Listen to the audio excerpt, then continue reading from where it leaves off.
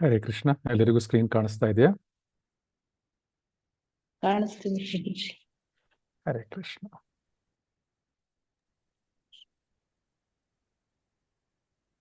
ಎಲ್ಲರಿಗೂ ಇಂದಿನ ತರಗತಿಗೆ ಸ್ವಾಗತ. ಇಂದಿನ ತರಗತಿಯನ್ನು ನಾವು ಪ್ರಾರ್ಥನೆಯೊಂದಿಗೆ ಪ್ರಾರಂಭ ಮಾಡೋಣ. ಮೊದಲಿಗೆ ಶ್ರೀ ಗುರುವರ್ ಪ್ರಣಾಮ. ಓಂ ಅಜ್ಞಾನತಿಮಿರಾಂಧಸ್ಯ ಜ್ಞಾನಾಂಜನಶಲಾಕಯ ಚಕ್ಷುರುನ್ಮಿಲಿತಂ ಯೇನ ತಸ್ಮೈ ಶ್ರೀ ಗುರವೇ ನಮಃ. ಹೇ ಕೃಷ್ಣ ಕರುಣಾ ಸಿಂಧು ದೀನಬಂಧು ಜಗತ್ಪತೆ ಗೋಪೇಶ ಗೋಪಿಕಾ ಕಾಂತ ರಾಧಾ ಕಾಂತ ನಮೋಸ್ತುತೆ.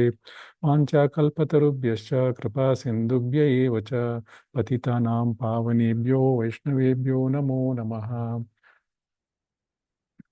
ವಂದೇಹಂ ಶ್ರೀ ಗುರು ಶ್ರೀಯುತಪದಕಮಲಂ ಶ್ರೀ ಗುರೂನ್ ವೈಷ್ಣವಾಂಶ್ಚ ಶ್ರೀರೂಪಂ ಸಾಗ್ರಜಾತಂ ರಘುನಾಥಾನ್ವಿತಂ ಸಜೀವಂ ಸಾದ್ವೈತಂ ಸಾವಧೂತಂ ಪರಿಜನಸಹಿತಂ ಶ್ರೀಕೃಷ್ಣ ಚೈತನ್ಯ ದೇವಂ ಶ್ರೀರಾಧಾ ಕೃಷ್ಣ ಪಾದಾನ್ ಸಗಣಲಲಿತಾ ಶ್ರೀ ವಿಶಾಖಾನ್ವಿತಾಂಶ್ಚ. ನಮೋ ಓಂ ವಿಷ್ಣುಪಾದಾಯ ಕೃಷ್ಣಪೃಷ್ಠಾಯ ಭೂತಲೆ ಶ್ರೀಮತೆ ಭಕ್ತಿವೇದಾಂತ ಸ್ವಾಮಿನಿತಿ ನಾಮಿನೇ. ನಮಸ್ತೆ ಸರಸ್ವತೀ ದೇವೇ ಗೌರವಾಣಿ ಪ್ರಚಾರಿಣೆ ನಿರ್ವಿಶೇಷ ಶೂನ್ಯವಾದಿ ಪಾಶ್ಚಾತ್ಯ ದೇಶತಾರಿಣೆ. ಜಯ ಶ್ರೀ ಕೃಷ್ಣ ಚೈತನ್ಯ ಪ್ರಭು ನಿತ್ಯಾನಂದ ಶ್ರೀ ಅದ್ವೈತ ಗದಾಧರ ಶ್ರೀವಾಸಾದಿ ಗೌರಭಕ್ತವೃಂದ. ಹರೇ ಕೃಷ್ಣ ಕೃಷ್ಣ ಕೃಷ್ಣ ಹರೇ ಹರೇ ಹರೇ ರಾಮ ರಾಮ ರಾಮ ಹರೇ ಹರೇ. ಹರೇ ಕೃಷ್ಣ. ಎಲ್ಲರಿಗೂ ಧನ್ಯವಾದಗಳು ಇಂದಿನ ತರಗತಿಗೆ ಬಂದಿದ್ದಕ್ಕೆ. ಸೊ ಇಂದಿನ ತರಗತಿಯನ್ನು ನಾವು ಇಸ್ಕಾನ್ ಮಂಗಳೂರು ವತಿಯಿಂದ ಶ್ರೀ ಇಸ್ಕಾನ್ ಮಂಗಳೂರು ಪ್ರೆಸಿಡೆಂಟ್ ಅವರ ಕೃಪೆಯಿಂದ ಮತ್ತು ಶ್ರೀ ರಾಧಾಕೃಷ್ಣರ ಕೃಪೆಯಿಂದ ಮತ್ತು ಹಾಗೆ ಹಿರಿಯ ಮತ್ತು ಹಿರಿಯ ಡಿವೋಟಿಗಳೇನಿದ್ದಾರೆ ಇಸ್ಕಾನ್ ಮಂಗಳೂರಿನಲ್ಲಿ ಅವರ ಕೃಪೆಯಿಂದ ಹಾಗೂ ಶ್ರೀ ಜಯಪತಾಕ ಸ್ವಾಮಿ ಮಹಾರಾಜರ ಕೃಪೆಯಿಂದಾಗಿ ಮತ್ತು ಶ್ರೀಲ ಪ್ರಭುಪಾದರ ಅತ್ಯಂತ ಪಾದಕಮಲಗಳ ಕೃಪೆಯಿಂದಾಗಿ ನಾವು ಈ ಭಗವದ್ಗೀತೆಯನ್ನು ಓದಲಿಕ್ಕೆ ಅರ್ಹರಾಗದೇ ಇದ್ದರೂ ಕೂಡ ಅವರು ನಮಗೆ ಈ ಒಂದು ಅನುಕೂಲವನ್ನು ಕಲ್ಪಿಸಿಕೊಟ್ಟಿದ್ದಾರೆ. ಅವರೆಲ್ಲರಿಗೂ ಧನ್ಯವಾದಗಳನ್ನು ಅರ್ಪಿಸ್ತಾ ಅವರೆಲ್ಲರಿಗೂ ಧನ್ಯವಾದಗಳನ್ನು ಮತ್ತು ಸಾಷ್ಟಾಂಗ ಪ್ರಣಾಮಗಳನ್ನು ಅರ್ಪಿಸ್ತಾ ಇಂದಿನ ತರಗತಿಯನ್ನು ನಾವು ಪ್ರಾರಂಭ ಮಾಡೋಣ. ನಿನ್ನೆ ನಾವು 2ನೇ ಅಧ್ಯಾಯವನ್ನು ಮುಗಿಸಿದ್ವಿ. ಇಂದು ನಾವು 3ನೇ ಅಧ್ಯಾಯವನ್ನು ಪ್ರಾರಂಭ ಮಾಡಲಿಕ್ಕಿದ್ದೇವೆ. 3ನೇ ಅಧ್ಯಾಯವನ್ನು ಕರ್ಮಯೋಗ ಅಂತ ಕರೀತಾರೆ. 2ನೇ ಅಧ್ಯಾಯವನ್ನು ಗೀತಾ ಸಾರಾಂಶ ಅಂತ ಕರೆದಿದ್ವಿ. ಈ 3ನೇ ಅಧ್ಯಾಯವನ್ನು ಕರ್ಮಯೋಗ ಅಂತ ಕರೀತಾರೆ. ಈಗ ಕರ್ಮಯೋಗ ಶುರುವಾಗುತ್ತೆ. 3ರಿಂದ 6ನೇ ಅಧ್ಯಾಯದವರೆಗೆ ಕರ್ಮಯೋಗದ ಬಗ್ಗೆ ಭಗವಂತ ಮಾತಾಡ್ತಾನೆ. ಸೊ ನಂತರ 7ರಿಂದ 12 ಭಕ್ತಿ ಯೋಗ, 13ರಿಂದ 18 ಮತ್ತೆ ಜ್ಞಾನಯೋಗದ ಬಗ್ಗೆ ಭಗವಂತ ಮಾತಾಡ್ತಾನೆ. ಸೊ ಇಲ್ಲಿ ಕರ್ಮಯೋಗದ ಬಗ್ಗೆ ಮಾತಾಡ್ಲಿಕ್ಕೆ ಶುರು ಮಾಡ್ತಾನೆ ಭಗವಂತ. ಈ ಕರ್ಮಯೋಗಕ್ಕೆ ಮತ್ತೆ 2ನೇ ಅಧ್ಯಾಯಕ್ಕೆ ಏನು ಸಂಬಂಧ ಅಂದ್ರೆ, ಅಧ್ಯಾಯ 2 ಮತ್ತೆ ಅಧ್ಯಾಯ 3 ನಡುವಿನ ಸಂಪರ್ಕ ಕೊಂಡಿ ಏನು ಅಂದ್ರೆ, ಶ್ಲೋಕ 2.49ರಲ್ಲಿ ಭಗವಂತ ಹೇಳ್ತಾನೆ, ದೂರೇನ ಹೈ ಅವರಂ ಅಂದ್ರೆ ಬುದ್ಧಿಯೋಗದಿಂದ ಎಲ್ಲ ಕಾರ್ಯಗಳನ್ನು ನಿಷೇಧಿಸಿದ ಕಾರ್ಯಗಳನ್ನು ದೂರ ಇರಿಸಬೇಕು ಅಂತ ಹೇಳಿ ಭಗವಂತ ಕೃಷ್ಣ ಅರ್ಜುನನಿಗೆ ಹೇಳ್ತಾನೆ. ಸೊ ಬುದ್ಧಿ ಅಂದ್ರೆ ನಮ್ಮ ಬುದ್ಧಿವಂತಿಕೆಯನ್ನು ಬಳಸಿಕೊಂಡು ಎಲ್ಲ ಒಂದು ತಪ್ಪು ಚಟುವಟಿಕೆಗಳನ್ನು ತಪ್ಪಿಸಬೇಕು ಮತ್ತು ಹೀಗೆ ಹೇಯವಾದ ಯುದ್ಧವನ್ನು ಮಾಡಬಾರದು. ಆದರೆ ಇನ್ನೂ ಕೃಷ್ಣನ ಅವನು ಯುದ್ಧ ಮಾಡಲು ಒತ್ತಾಯಿಸ್ತಾನೆ. ಈಗ ಅವನಿಗೆ ಕನ್ಫ್ಯೂಷನ್. ಭಗವಂತ ಹೇಳ್ತಾ ಇದ್ದಾನೆ, ನಿನ್ನ ಬುದ್ಧಿಯೋಗವನ್ನು ಉಪಯೋಗಿಸ್ಕೊಂಡು ತಪ್ಪು ಕೆಲಸಗಳನ್ನು, ಹೇಯವಾದ ಕೆಲಸಗಳನ್ನು, ನಿಷೇಧಿಸ ಕಾರ್ಯಗಳನ್ನು ಮಾಡಬಾರದು ಅಂತ ಹೇಳಿ. ಆದ್ರೆ ಅರ್ಜುನ ಅನ್ಕೋತಾ ಇದ್ದಾನೆ, ಈ ಯುದ್ಧ ಮಾಡೋದು ನಿಷೇಧಿತವಾದ ಕರ್ತವ್ಯ ಅಲ್ವಾ?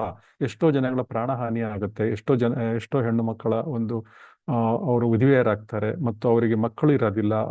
ಅವ್ರೇನ್ ಮಾಡ್ತಾರೆ, ಪಿಂಡದಾನ ಮಾಡೋಕೆ ಯಾರು ಇರೋದಿಲ್ಲ. ಹೀಗೆ ಅವನು ಯೋಚನೆ ಮಾಡ್ತಾನೆ, ಇದೆಲ್ಲ ಅಧರ್ಮದ ಕೆಲಸ, ಇದನ್ನು ತಪ್ಪಿಸ್ಬೇಕು ಅಂತ ನಾನು ಯೋಚನೆ ಮಾಡ್ತಾ ಇದ್ದೀನಿ. ಕೃಷ್ಣ ಹೇಳ್ತಾನೆ ಅದು ಹೇಯವಾದ ಕೆಲಸಗಳಿಂದ ಅಂತಾನೆ ಹೇಳ್ತಾನೆ, ಮತ್ತೆ ಯುದ್ಧ ಮಾಡು ಅಂತ ಹೇಳ್ತಾ ಇದ್ದಾನೆ. ಸೊ ಅದರಿಂದ ಅರ್ಜುನನ ಪ್ರಕಾರ ಈ ಪರಿತ್ಯಾಗ ಅಂದ್ರೆ ಈ ತ್ಯಾಗ ಮಾಡುವುದು, ಜ್ಞಾನ ಮತ್ತು ಕೆಲಸ, ಈ 2 ಪದಗಳು ಒಂದು ವಿರೋಧಾತ್ಮಕವಾಗಿದೆ ಅನಿಸ್ತಾ ಅವನಿಗೆ.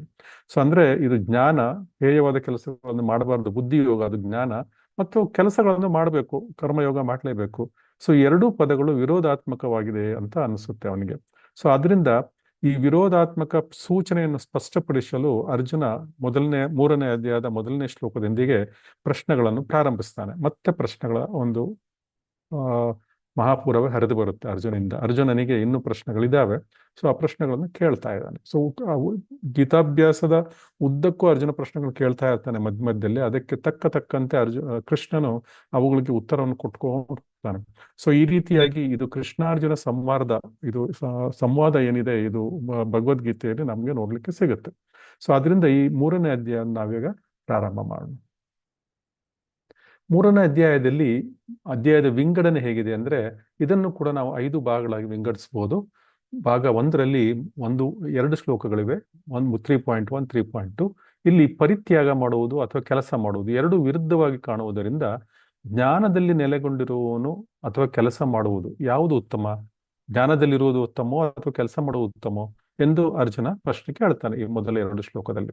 ನಂತರ ಶ್ಲೋಕ 3ರಿಂದ 9ನೇ ಶ್ಲೋಕದವರೆಗೆ ಭಗವಂತ ನಿಷ್ಕಾಮ ಕರ್ಮದ ಯೋಗದ ಬಗ್ಗೆ ಮಾತಾಡ್ತಾನೆ. ಸೊ ಜ್ಞಾನ ಮತ್ತು ಬೇರ್ಪಡುವಿಕೆಯಿಂದ ಸಂಯೋಜಿಸಲ್ಪಟ್ಟ ಕೆಲಸ ಹೇಗೆ, ಜ್ಞಾನ ಅಂದ್ರೆ ಏನು, ಜ್ಞಾನದಿಂದ ಕೆಲಸವನ್ನು ಹೇಗೆ ಬೇರ್ಪಡಿಸಬೇಕು ಅನ್ನೋದರ ಬಗ್ಗೆ ಭಗವಂತ ಮಾತಾಡ್ತಾನೆ. ನಂತರ ಕೃಷ್ಣನ ತೃಪ್ತಿಗಾಗಿ ನಾವು ಕೆಲಸದ ಫಲವನ್ನು ತ್ಯಜಿಸಬೇಕು, ನಿಷ್ಕಾಮ ಕರ್ಮವನ್ನು ಮಾಡಬೇಕು ಅಂತ ಭಗವಂತ ಮಾತಾಡ್ತಾನೆ. ನಿಷ್ಕಾಮ ಕರ್ಮಯೋಗ ಆತ್ಮವನ್ನು ಸ್ವಭಾವದಿಂದ ಬೇರ್ಪಡಿಸುವ ಮೂಲಕ ಶುದ್ಧೀಕರಿಸಲು ಅನುವು ಮಾಡಿಕೊಳ್ಳುತ್ತದೆ. ಸೊ ಈ ಕರ್ಮಯೋಗ ಏನ್ ಮಾಡುತ್ತೆ, ನಾವು ಮಾಡುವ ಕರ್ಮದ ಫಲಗಳನ್ನು ನಾವು ಯಾವಾಗ ಭಗವಂತನಿಗೆ ಅರ್ಪಿಸ್ತೇವೆ, ಅವಾಗ ನಾವು ಆ ಕರ್ಮವನ್ನು ಆತ್ಮ ಏನಾಗುತ್ತೆ, ಶುದ್ಧೀಕರಣವಾಗುತ್ತೆ. ಸೊ ಅದೇ ರೀತಿ ಈ ನಾವು 3ನೇ ಭಾಗದಲ್ಲಿ ನೋಡೋದಂದ್ರೆ 10ರಿಂದ 16ನೇ ಶ್ಲೋಕದವರೆಗೆ 3ನೇ ಭಾಗದ ಕರ್ಮಕಾಂಡದಿಂದ ಕರ್ಮಯೋಗದವರೆಗೆ. ಕರ್ಮಕಾಂಡ ಅಂದ್ರೆ ಏನು, ಕರ್ಮಯೋಗ ಅಂದ್ರೆ ಏನು, ಅದನ್ನು ಹೇಗೆ ಮಾಡುವುದು ಅಂತ ಭಗವಂತ ಈ 7 ಶ್ಲೋಕಗಳಲ್ಲಿ ಹೇಳ್ತಾನೆ. ಸೊ ನಿರ್ಲಿಪ್ತವಾಗಿ ಕೆಲಸ ಮಾಡಬೇಕು, ಕರ್ತವ್ಯನಿಷ್ಠವನ್ನು ಕೆಲಸವನ್ನು ಮಾಡಬೇಕು. ಅದು ಮಾಡ್ಲಿಕ್ಕೆ ಆಗ್ಲಿಲ್ಲ ಅಂದ್ರೆ ವೇದಗಳಲ್ಲಿ ವಿವರಿಸಿರುವಂತೆ ಕರ್ಮಕಾಂಡವನ್ನು ಅನುಸರಿಸುವುದು ಉತ್ತಮ. ಎಲ್ರಿಗೂ ಕರ್ಮಯೋಗ ಮಾಡ್ಲಿಕ್ಕೆ ಆಗೋದಿಲ್ಲ, ಅಂತವರಿಗೆ ಭಗವಂತ ಒಂದು ಸ್ಟೆಪ್, ಓಕೆ ನೀವು ಕರ್ಮಕಾಂಡ ಮಾಡಿ ಅಂತ ಹೇಳ್ತಾನೆ. ಅಂದ್ರೆ ಅದು ಕರ್ಮಕಾಂಡಗಳ ಬಗ್ಗೆ ವೇದಗಳಲ್ಲಿ ವಿವರಿಸಿದ್ದಾರೆ. ಸೊ ಆದರೆ ಕೃಷ್ಣನ ಸಂತೋಷಕ್ಕಾಗಿ ವೇದಗಳು ಸೂಚಿಸುವ ಎಲ್ಲ ವೈದಿಕ ಕರ್ತವ್ಯಗಳು, ಕರ್ಮಗಳನ್ನು ನಾವು ಮಾಡಬೇಕಾಗತ್ತೆ. ಸೊ ವೇದಗಳಲ್ಲಿ ಏನೇನು ವೈದಿಕ ಕರ್ಮಗಳಲ್ಲಿ ಹೇಳಿದ್ದಾರೆ, ಕರ್ತವ್ಯಗಳು ನಾವೆಲ್ಲ ನಾವು ಮಾಡಬೇಕು, ಅದು ಕರ್ಮಕಾಂಡ. ಸೊ ನೀವು ಯೋಗ ಮಾಡ್ಲಿಕ್ಕೆ ಸಾಧ್ಯ ಇಲ್ಲ ಅಂದ್ರೆ, ಫಲವನ್ನು ಕೃಷ್ಣನಿಗೆ ಅರ್ಪಿಸಲು ನಿಮಗೆ ಆಗ್ತಾ ಇಲ್ಲ ಅಂದ್ರೆ ಕರ್ಮಕಾಂಡವನ್ನು ಮಾಡಿ. ಕರ್ಮಕಾಂಡಗಳನ್ನು ಮಾಡುವುದರಿಂದ ಅದನ್ನು ಕೂಡ ಇಂಡೈರೆಕ್ಟ್ ಆಗಿ ಎಲ್ಲ ವೈದಿಕ ಕರ್ಮಗಳನ್ನು, ಕರ್ತವ್ಯಗಳನ್ನು ನಾವು ಮಾಡೋದ್ರಿಂದ ಅದರ ಫಲವು ತಂತಾನೆ ಕೃಷ್ಣನಿಗೆ ಹೋಗುತ್ತೆ. ಯಾಕಂದ್ರೆ ನಾವು ಹಿಂದಿನ ತರಗತಿಯಲ್ಲಿ ನೋಡಿದ್ವಿ, ಭೋಕ್ತಾರಾಮ್ ಯಜ್ಞ ತಪಸಾಂ, ಎಲ್ಲ ತಪಸ್ಸುಗಳ ಏನಿದೆ ಫಲ ಏನಿದೆ ಅದು ನನಗೆ ಬರುತ್ತೆ. ಭೋಕ್ತಾರಾಮ್ ಯಜ್ಞ ತಪಸಾಂ ಸರ್ವಲೋಕ ಮಹೇಶ್ವರಂ. ಸೊ ನಾವು ಮಾಡುವ ಎಲ್ಲ ತಪಸ್ಸುಗಳೇನಿದೆ ಎಲ್ಲವೂ ಭಗವಂತನಿಗೆ ಅದ್ರ ಫಲ ಸೇರುತ್ತೆ. ಸೊ ಅದರಿಂದ ನಾವು ಕರ್ಮಕಾಂಡೀಯ ವೇದಗಳ ಪ್ರಕಾರ ಕರ್ಮಕಾಂಡೀಯ ಕೆಲಸಗಳನ್ನು ಮಾಡಿದ್ರು ಕೂಡ ಸರಿಯಾಗಿ ಮಾಡ್ಬೇಕು ನಾವು, ಅವಾಗ ಏನಾಗುತ್ತೆ, ಅದು ಕೂಡ ಭಗವಂತನಿಗೆ ಫಲ ಸೇರುತ್ತೆ. ನಂತರ ಭಗವಂತ 4ನೇ ಭಾಗದಲ್ಲಿ 17ರಿಂದ 35ನೇ ಶ್ಲೋಕದಲ್ಲಿ ನಿಷ್ಕಾಮ ಕರ್ಮದ ಬಗ್ಗೆ ಮಾತಾಡ್ತಾನೆ. ಬಾಂಧವ್ಯವಿಲ್ಲದೆ ಕರ್ಮವನ್ನು ಮಾಡಬೇಕು, ಕರ್ತವ್ಯದಿಂದ ವರ್ತಿಸಬೇಕು.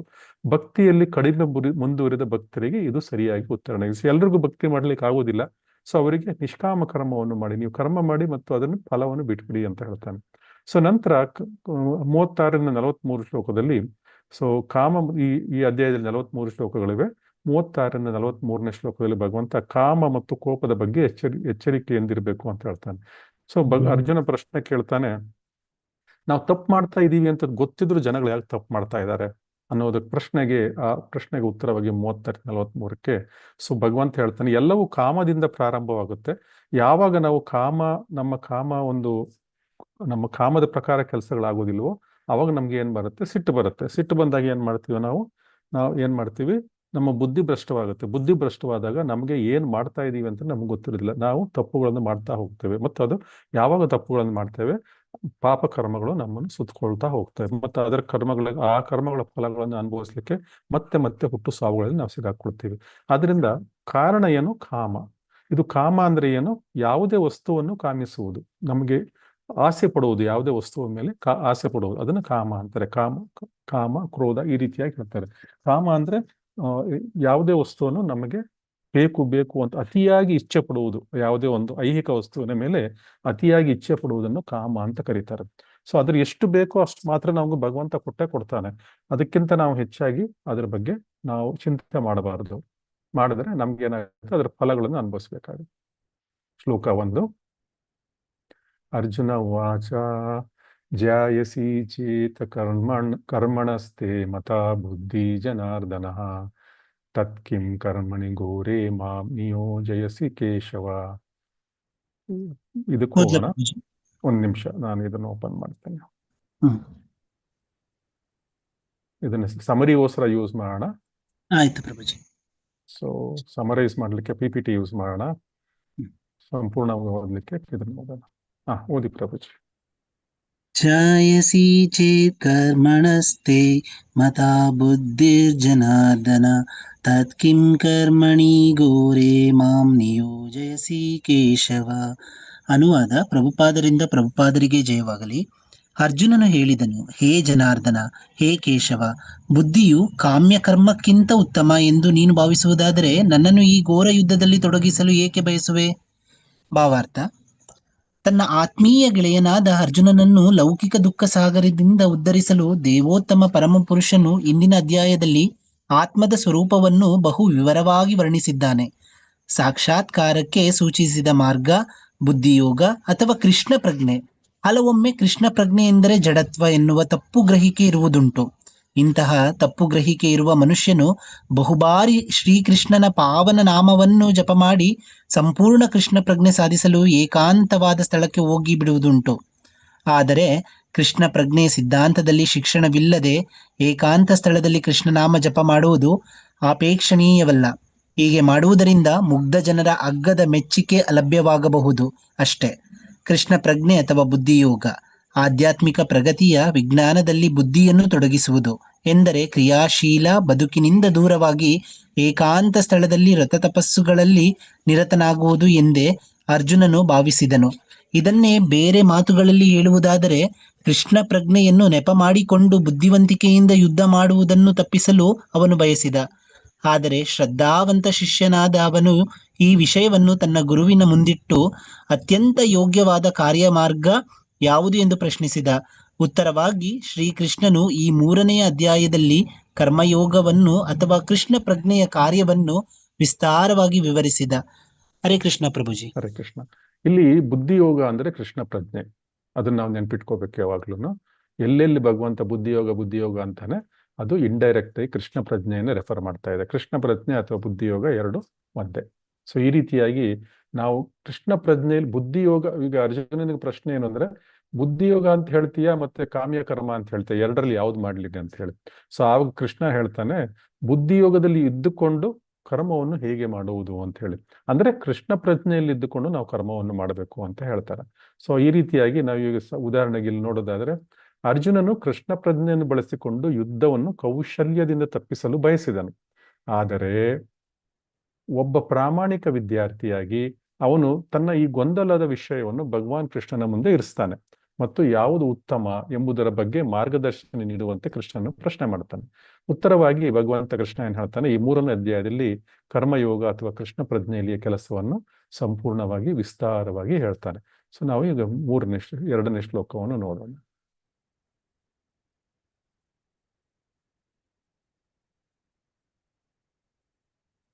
ವ್ಯಾಮಿಶ್ರೇಣೇವ ವಾಕ್ಯೇನ ಬುದ್ಧಿಂ ಮೋಹಯಸೀವ ಮೇ ತದೇಕಂ ಪದ ನಿಶ್ಚಿತ್ಯ ಏನ ಶ್ರೇಯೋ ಅಹಮಾಪ್ನುಯಾಮ್. ಯಾರು ಓದ್ತೀರಾ? ಇನ್ನೊಬ್ರು ಯಾರಾದ್ರು ಬೇರೆ? ಓದಿ ಪ್ರಭುಜ್. ಶ್ಲೋಕ 2. ಎಲ್ರೂ ಓದ್ಬೇಕು. ಓದ್ದವರೇ ಓದ್ಕೊಂಡಿರ್ಬೇಡಿ, ಎಲ್ರಿಗೂ ಚಾನ್ಸ್ ಸಿಗ್ಲಿ. ಎಲ್ರೂ ಒಂದೊಂದು ಶ್ಲೋಕ ಓದ್ಬೇಕು. ಓದಿ ಪ್ರಭುಜ್. ವ್ಯಾಮಿಶ್ರೇಣೇವ ವಾಕ್ಯೇನ ಬುದ್ಧಿಂ ಮೋಹಯಸೀವ ಮೇ ತದೇಕಂ ವದ ನಿಶ್ಚಿತ್ಯ ಏನ ಶ್ರೇಯೋಹ ಮೋವಾಪ್ನುಯಾಮ್. ಇಲ್ಲಿ ಎಸ್ ಅಂತಿದ್ರೆ ಆ ಅಂತ ಹೇಳ್ಬಿಟ್ಟು, ಸರಿ, ಎಸ್ ಅಂತಿದ್ರೆ ಶ್ರೇಯೋ ಅಹಮಾಪ್ನುಯಾಮ್ ಅಂತ ಓದ್ಬೇಕು. ಅನುವಾದ: ಶ್ರೀಲ ಪ್ರಭುಪಾದರು ಹೇಳುವಂತೆ, ನಿನ್ನ ಸಂದಿಗ್ಧಾರ್ಥದ ಮಾತುಗಳಿಂದ ನನ್ನ ಬುದ್ಧಿಗೆ ಮೋಹವು ಕವಿಯುತ್ತಿದೆ. ಆದುದರಿಂದ ದಯೆಯಿಟ್ಟು ನನಗೆ ಅತ್ಯಂತ ಶ್ರೇಯಸ್ಕರವಾದ ಮಾರ್ಗವನ್ನು ನಿಶ್ಚಯವಾಗಿ ತಿಳಿಸು. ಭಾವಾರ್ಥ: ಹಿಂದಿನ ಅಧ್ಯಾಯದಲ್ಲಿ ಭಗವದ್ಗೀತೆಗೆ ಪ್ರಸ್ತಾವನೆಯಾಗಿ ಸಾಂಖ್ಯಯೋಗ, ಬುದ್ಧಿಯೋಗ, ಬುದ್ಧಿಯ ಮೂಲಕ ಇಂದ್ರಿಯ ನಿಗ್ರಹ, ನಿಷ್ಕಾಮ ಕರ್ಮ ಇಂತಹ ಹಲವು ಮಾರ್ಗಗಳನ್ನು ಆರಂಭಿಕ ಶಿಷ್ಯನ ಸ್ಥಾನವನ್ನು ವಿವರಿಸಿದೆ. ಇವನ್ನು ವ್ಯವಸ್ಥಿತವಾಗಿ ನಿರೂಪಿಸಲಿಲ್ಲ. ಕ್ರಿಯೆ ಮತ್ತು ಗ್ರಹಿಕೆ ಸಾಧ್ಯವಾಗಲು ಇನ್ನೂ ವ್ಯವಸ್ಥಿತವಾಗಿ ಮಾರ್ಗದ ರೂಪುರೇಷೆಯನ್ನು ಕೊಡಬೇಕು. ತಪ್ಪು ಗ್ರಹಿಕೆ ಇಲ್ಲದೆ ಸಾಮಾನ್ಯ ಮನುಷ್ಯನು ಇವನ್ನು ಸ್ವೀಕರಿಸುವುದು ಸಾಧ್ಯವಾಗುವಂತೆ ಗೊಂದಲಮಯವೆಂದು ಕಾಣುವ ಈ ವಿಷಯಗಳನ್ನು ಸ್ಪಷ್ಟಪಡಿಸಲು ಅರ್ಜುನನು ಬಯಸಿದನು. ಮಾತಿನ ಚಮತ್ಕಾರದಿಂದ ಅರ್ಜುನನಿಗೆ ಗೊಂದಲವನ್ನುಂಟು ಮಾಡುವುದು ಕೃಷ್ಣನ ಉದ್ದೇಶವಲ್ಲದಿದ್ದರೂ ಅರ್ಜುನನಿಗೆ ಕೃಷ್ಣ ಪ್ರಜ್ಞೆಯ ಪ್ರಕ್ರಿಯೆಯು ನಿಷ್ಕ್ರಿಯತೆಯೇ ಅಥವಾ ಕ್ರಿಯಾಶೀಲತೆಯೇ ಎಂಬುದು ಅರ್ಥವಾಗಲಿಲ್ಲ. ಎಂದರೆ ಭಗವದ್ಗೀತೆಯ ರಹಸ್ಯವನ್ನು ಅರ್ಥ ಮಾಡಿಕೊಳ್ಳ ಬಯಸುವ ಎಲ್ಲ ಗಂಭೀರ ಅಭ್ಯಾಸಿಗಳಿಗಾಗಿ ಅರ್ಜುನನು ತನ್ನ ಪ್ರಶ್ನೆಗಳ ಮೂಲಕ ಕೃಷ್ಣ ಪ್ರಜ್ಞೆಯ ಮಾರ್ಗವನ್ನು ಸ್ಪಷ್ಟಪಡಿಸುತ್ತಿದ್ದಾನೆ. ಹರೇ ಹರೇ ಕೃಷ್ಣ. ಕೃಷ್ಣ ಪ್ರಭು. ಈ ಶ್ಲೋಕದಲ್ಲಿ ಅನ್ನೋದಕ್ಕಿಂತನೂ ಸಂಪೂರ್ಣ ಭಗವದ್ಗೀತೆಯಲ್ಲಿ ಎಲ್ಲೆಲ್ಲಿ ಅರ್ಜುನ ಪ್ರಶ್ನೆಗಳನ್ನು ಕೇಳ್ತಾ ಇದ್ದಾನೆ. ಅರ್ಜುನ ಒಂದು ಮುಕ್ತವಾದ ಜೀವಿ. ಅವನು ಯಾವಾಗಲೂ ಕೃಷ್ಣನ ಸಹಪಾಠಿ ಅಥವಾ ಹೇಳ್ಬೋದು ಸಂಗಾತಿ ಅಂತ ಹೇಳ್ಬೋದು. ಕೃಷ್ಣ ಯಾವಾಗ ಭೂಮಿ ಮೇಲೆ ಬರ್ತಾನೆ, ಅರ್ಜುನ ಅವನ ಜೊತೆಯಲ್ಲಿ ಬರ್ತಾನೆ, ಯಾವಾಗಲೂ ಬರ್ತಾನೆ. ಸೊ ಬೇರೆ ಬೇರೆ ರೂಪಗಳಲ್ಲಿ ಬೇರೆ ಬೇರೆ ಒಂದು ಸಹಚರನಾಗಿ ಬರ್ತಾನೆ. ಸೊ ಅದರಿಂದ ಕೃಷ್ಣನಿಗೆ ಇವೆಲ್ಲ ಗೊತ್ತಿದೆ. ಸೊ ಅವನಿಗೆ ಈ ಕೃಷ್ಣ ಈ ಪ್ರಶ್ನೆಯನ್ನು ಕೇಳುವಂತೆ ಮಾಡ್ತಾನೆ. ಯಾಕೆ? ನಮಗೋಸ್ಕರ, ನಮ್ಮಂತ ಜನಗಳಿಗೆ ನಮಗೋಸ್ಕರ ಕೃಷ್ಣ ಭಗವದ್ಗೀತೆ ಕೇವಲ ಅರ್ಜುನನಿಗಲ್ಲ, ನಮ್ಮೆಲ್ಲರಿಗೂ ಬೋಧನೆ ಇದು. ಸೊ ಅದರಿಂದ ಕೃಷ್ಣ ನಮಗೋಸ್ಕರ ಈ ಪ್ರಶ್ನೆಗಳನ್ನು ಅರ್ಜುನನ ಮೂಲಕವಾಗಿ ಕೇಳಿಸಿ ನಂತರ ಪ್ರಶ್ನೆಗಳಿಗೆ ಉತ್ತರ ಕೊಡ್ತಾನೆ. ಸೊ ಅರ್ಜುನ ನಮಗೋಸ್ಕರ ಈ ಪ್ರಶ್ನೆಗಳನ್ನು ಕೇಳ್ತಾ ಇದ್ದಾನೆ. ಆದ್ರಿಂದ ನಾವು ಅರ್ಜುನನ ಮೂಡಲ್ಲಿದ್ದುಕೊಂಡು ಈ ಪ್ರಶ್ನೆಗಳನ್ನು ಮತ್ತು ಪ್ರಶ್ನೆಗಳ ಉತ್ತರವನ್ನು ಭಗವಂತರಿಂದ ಅರ್ಥ ಮಾಡ್ಕೊಳ್ಬೇಕು. ನಾವು ಹಿಂದಿನ ಅಧ್ಯಾಯದಲ್ಲಿ 2ನೇ ಅಧ್ಯಾಯದಲ್ಲಿ ಸಾಂಖ್ಯಯೋಗ, ಬುದ್ಧಿಯೋಗ, ಇಂದ್ರಿಯಗಳ ನಿಯಂತ್ರಣ, ಫಲಪ್ರದ ಬಯಕೆ ಇಲ್ಲದ ಕೆಲಸ, ಈ ರೀತಿಯಾಗಿ ಅನೇಕ ವಿಭಿನ್ನ ಮಾರ್ಗಗಳನ್ನು ಭಗವಂತ ವ್ಯವಸ್ಥಿತವಾಗಿ ಕೊಟ್ಟಿದ್ದಾನೆ, ಹೇಳ್ಕೊಡ್ತಾರೆ. ಮತ್ತು ಕ್ರಮ ಮತ್ತು ತಿಳುವಳಿಕೆಗಾಗಿ ಮಾರ್ಗದ ಹೆಚ್ಚು ಸಂಘಟಿತ ರೂಪರೇಖೆಯ ಅಗತ್ಯವಾಗಿರುತ್ತದೆ. ಸೊ ಈಗ ಈ ಎಲ್ಲಗಳನ್ನು ನಾವು ತಿಳ್ಕೊಂಡ್ವಿ, ಈ ಎಲ್ಲ ಯೋಗಗಳ ಬಗ್ಗೆ ನಾವು ತಿಳ್ಕೊಂಡ್ವಿ. ಆದ್ರೆ ಈ ಯೋಗಗಳನ್ನು ಹೇಗೆ ಮಾಡುವುದು, ಅದಕ್ಕೆ ಮತ್ತು ಹೆಚ್ಚು ಸಂಘಟಿತ ಅಂದ್ರೆ ಒಂದು ಪ್ರೋಸೆಸ್ಡ್ ರೂಪರೇಖೆ ಅಂದ್ರೆ ಫಾರ್ಮ್ಯಾಟ್ ಬೇಕು. ಆದ್ರಿಂದ ಅರ್ಜುನನ್ನು ಸ್ಪಷ್ಟವಾಗಿ ಈ ವಿಷಯಗಳನ್ನು ತೆರವುಗೊಳಿಸ್ಲಿಕ್ಕೆ ಬಯಸ್ತಾನೆ. ಇದರಿಂದಾಗಿ ಯಾವುದೇ ನಮ್ಮಂತ ಸಾಮಾನ್ಯ ವ್ಯಕ್ತಿಗಳು ತಪ್ಪು ವ್ಯಾಖ್ಯಾನ ಇಲ್ಲದೆ ಅವುಗಳನ್ನು ಸ್ವೀಕರಿಸಬಹುದು. ಸೊ ಅರ್ಜುನ ಭಗವದ್ಗೀತೆಯ ರಹಸ್ಯವನ್ನು ಗಂಭೀರವನ್ನು ಅರ್ಥ ಮಾಡಿಕೊಳ್ಳಲು ಬಯಸುವ ಎಲ್ಲಾ ವಿದ್ಯಾರ್ಥಿಗಳಿಗೆ ಈ ರೀತಿ ಪ್ರಶ್ನೆಗಳ ಮೂಲಕ ಕೃಷ್ಣ ಪ್ರಜ್ಞೆಯ ಮಾರ್ಗವನ್ನು ಪ್ರಶಸ್ತಿಗೊಳಿಸ್ತಾ ಇದ್ದಾನೆ. ಸೊ ಇಲ್ಲಿಗೆ ನಮ್ಮ ಮೊದಲನೇ ಭಾಗ ಮುಗಿಯಿತು. 3ನೇ ಅಧ್ಯಾಯದ ವಿಂಗಡಣೆಯಲ್ಲಿ ಮೊದಲನೇ ಭಾಗದಲ್ಲಿ ನಾವು ಎರಡು ಶ್ಲೋಕಗಳಲ್ಲಿ ಅರ್ಜುನ ಪ್ರಶ್ನೆಯನ್ನು ಕೇಳ್ತಾನೆ. ಕೃಷ್ಣನಿಗೆ ಮೊದಲನೇ ಇದರಲ್ಲಿ ಹೇಳ್ತಾನೆ, ತನ್ನ ಕನ್ಫ್ಯೂಷನ್ ಬಗ್ಗೆ ಹೇಳ್ತಾನೆ. ಯಾವುದು ಒಳ್ಳೆಯದು, ಕೃಷ್ಣ ಪ್ರಜ್ಞೆ ಒಳ್ಳೆಯದು ಅಥವಾ ಕರ್ಮ ಮಾಡುವುದು ಒಳ್ಳೆಯದು, ಯಾವುದನ್ನು ಮಾಡುವುದು ಅಂತ ಹೇಳಿ ಕೇಳ್ತಾನೆ. ಇಲ್ಲಿ ಜ್ಞಾನದಲ್ಲಿ ನೆಲೆಗೊಂಡಿರುವುದು ಅಂದ್ರೆ ಕೃಷ್ಣ ಪ್ರಜ್ಞೆಯಲ್ಲಿ ನೆಲೆಗೊಂಡಿರುವುದು. ಸೊ ಕೆಲಸ ಮಾಡುವುದು ಉತ್ತಮ ಅಥವಾ ಜ್ಞಾನ ಪ್ರಜ್ಞೆಯಲ್ಲಿ ಉತ್ತಮ ಮಾಡೋದು ಅರ್ಜುನ ಕನ್ಫ್ಯೂಸ್ ಆಗಿರ್ತಾನೆ. ಸೊ ಅದರಿಂದ 2ನೇ ಶ್ಲೋಕದಲ್ಲಿ ಭಗವಂತನಿಗೆ ಪ್ರಶ್ನೆ ಕೇಳ್ತಾನೆ, ಕೃಷ್ಣ ನನಗೆ ಅರ್ಥವಾಗ್ತಾ ಇಲ್ಲ, ದಯವಿಟ್ಟು ನನಗೆ ಗೈಡ್ ಮಾಡು ನನಗೆ ಅಂತ ಹೇಳ್ಬಿಟ್ಟು. ಕೃಷ್ಣ ಆಗ್ಲೇ 2.7ನೇ ಶ್ಲೋಕದಲ್ಲಿ ಆಲ್ರೆಡಿ ನಾನು ನಿನ್ನನ್ನು ಶಿಷ್ಯನಾಗಿ ಸ್ವೀಕರಿಸುವಂತ ಹೇಳಬಿಟ್ಟಿದ್ದಾನಲ್ವ 2ನೇ ಅಧ್ಯಾಯದಲ್ಲಿ. ಸೊ ಅದರಿಂದ ಇವಾಗ ಅರ್ಜುನ ಒಂದು ಉತ್ತಮವಾದ ಪ್ರಶ್ನೆಗಳನ್ನು ಒಂದೊಂದಾಗಿ ಕೇಳ್ತಾ ಇದ್ದಾನೆ. ಈಗ ನಾವು ಭಗವಂತ ನಿಷ್ಕಾಮ ಕರ್ಮ ಯೋಗದ ಬಗ್ಗೆ ಇನ್ನು ಮುಂದೆ ಮಾತಾಡ್ತಾನೆ. ಶ್ಲೋಕ 3ಕ್ಕೆ ಹೋಗೋಣ. ಶ್ಲೋಕ 3. ಶ್ರೀ ಭಗವಾನ್ ಉವಾಚ ಲೋಕೇಸ್ಮಿನ್ ದ್ವಿವಿಧ ನಿಷ್ಠಾ ಪುರಾ ಪ್ರೋಕ್ತಾ ಮಯಾ ನಘ ಜ್ಞಾನಯೋಗೇನ ಸಾಂಖ್ಯಾನ ಕರ್ಮಯೋಗೇನ ಯೋಗಿನಂ. ಓದ್ತೀರಿ? ಯಾರು ಓದ್ತೀರಾ? ಪ್ರಭುಜಿ. ಶಿವಪುತ್ರ ಪ್ರಭುಜಿ ಓದಿ. ಲೋಕೇಸ್ಮಿನ್ ದ್ವಿವಿಧಾ ನಿಷ್ಠಾ ಪುರಾ ಪ್ರೋಕ್ತಾ ಮಯಾ ನಘ ಜ್ಞಾನಯೋಗೇನ ಸಂಖ್ಯಾನಾಂ ಕರ್ಮಯೋಗೇನ ಯೋಗಿನಾಂ. ಅನುವಾದ ಶ್ರೀ ಪ್ರಪಾದರ ವಿಜಯವಾಗಲಿ. ದೇವೋತ್ತಮ ಪರಮ ಪುರುಷನು ಹೀಗೆ ಹೇಳಿದನು. ಸ್ವಲ್ಪ ಜೋರಾಗಿ ಓದಿ ಪ್ರಭುಜಿ, ಕೇಳಿಸ್ತಾ ಇಲ್ಲ ಸರಿಯಾಗಿ.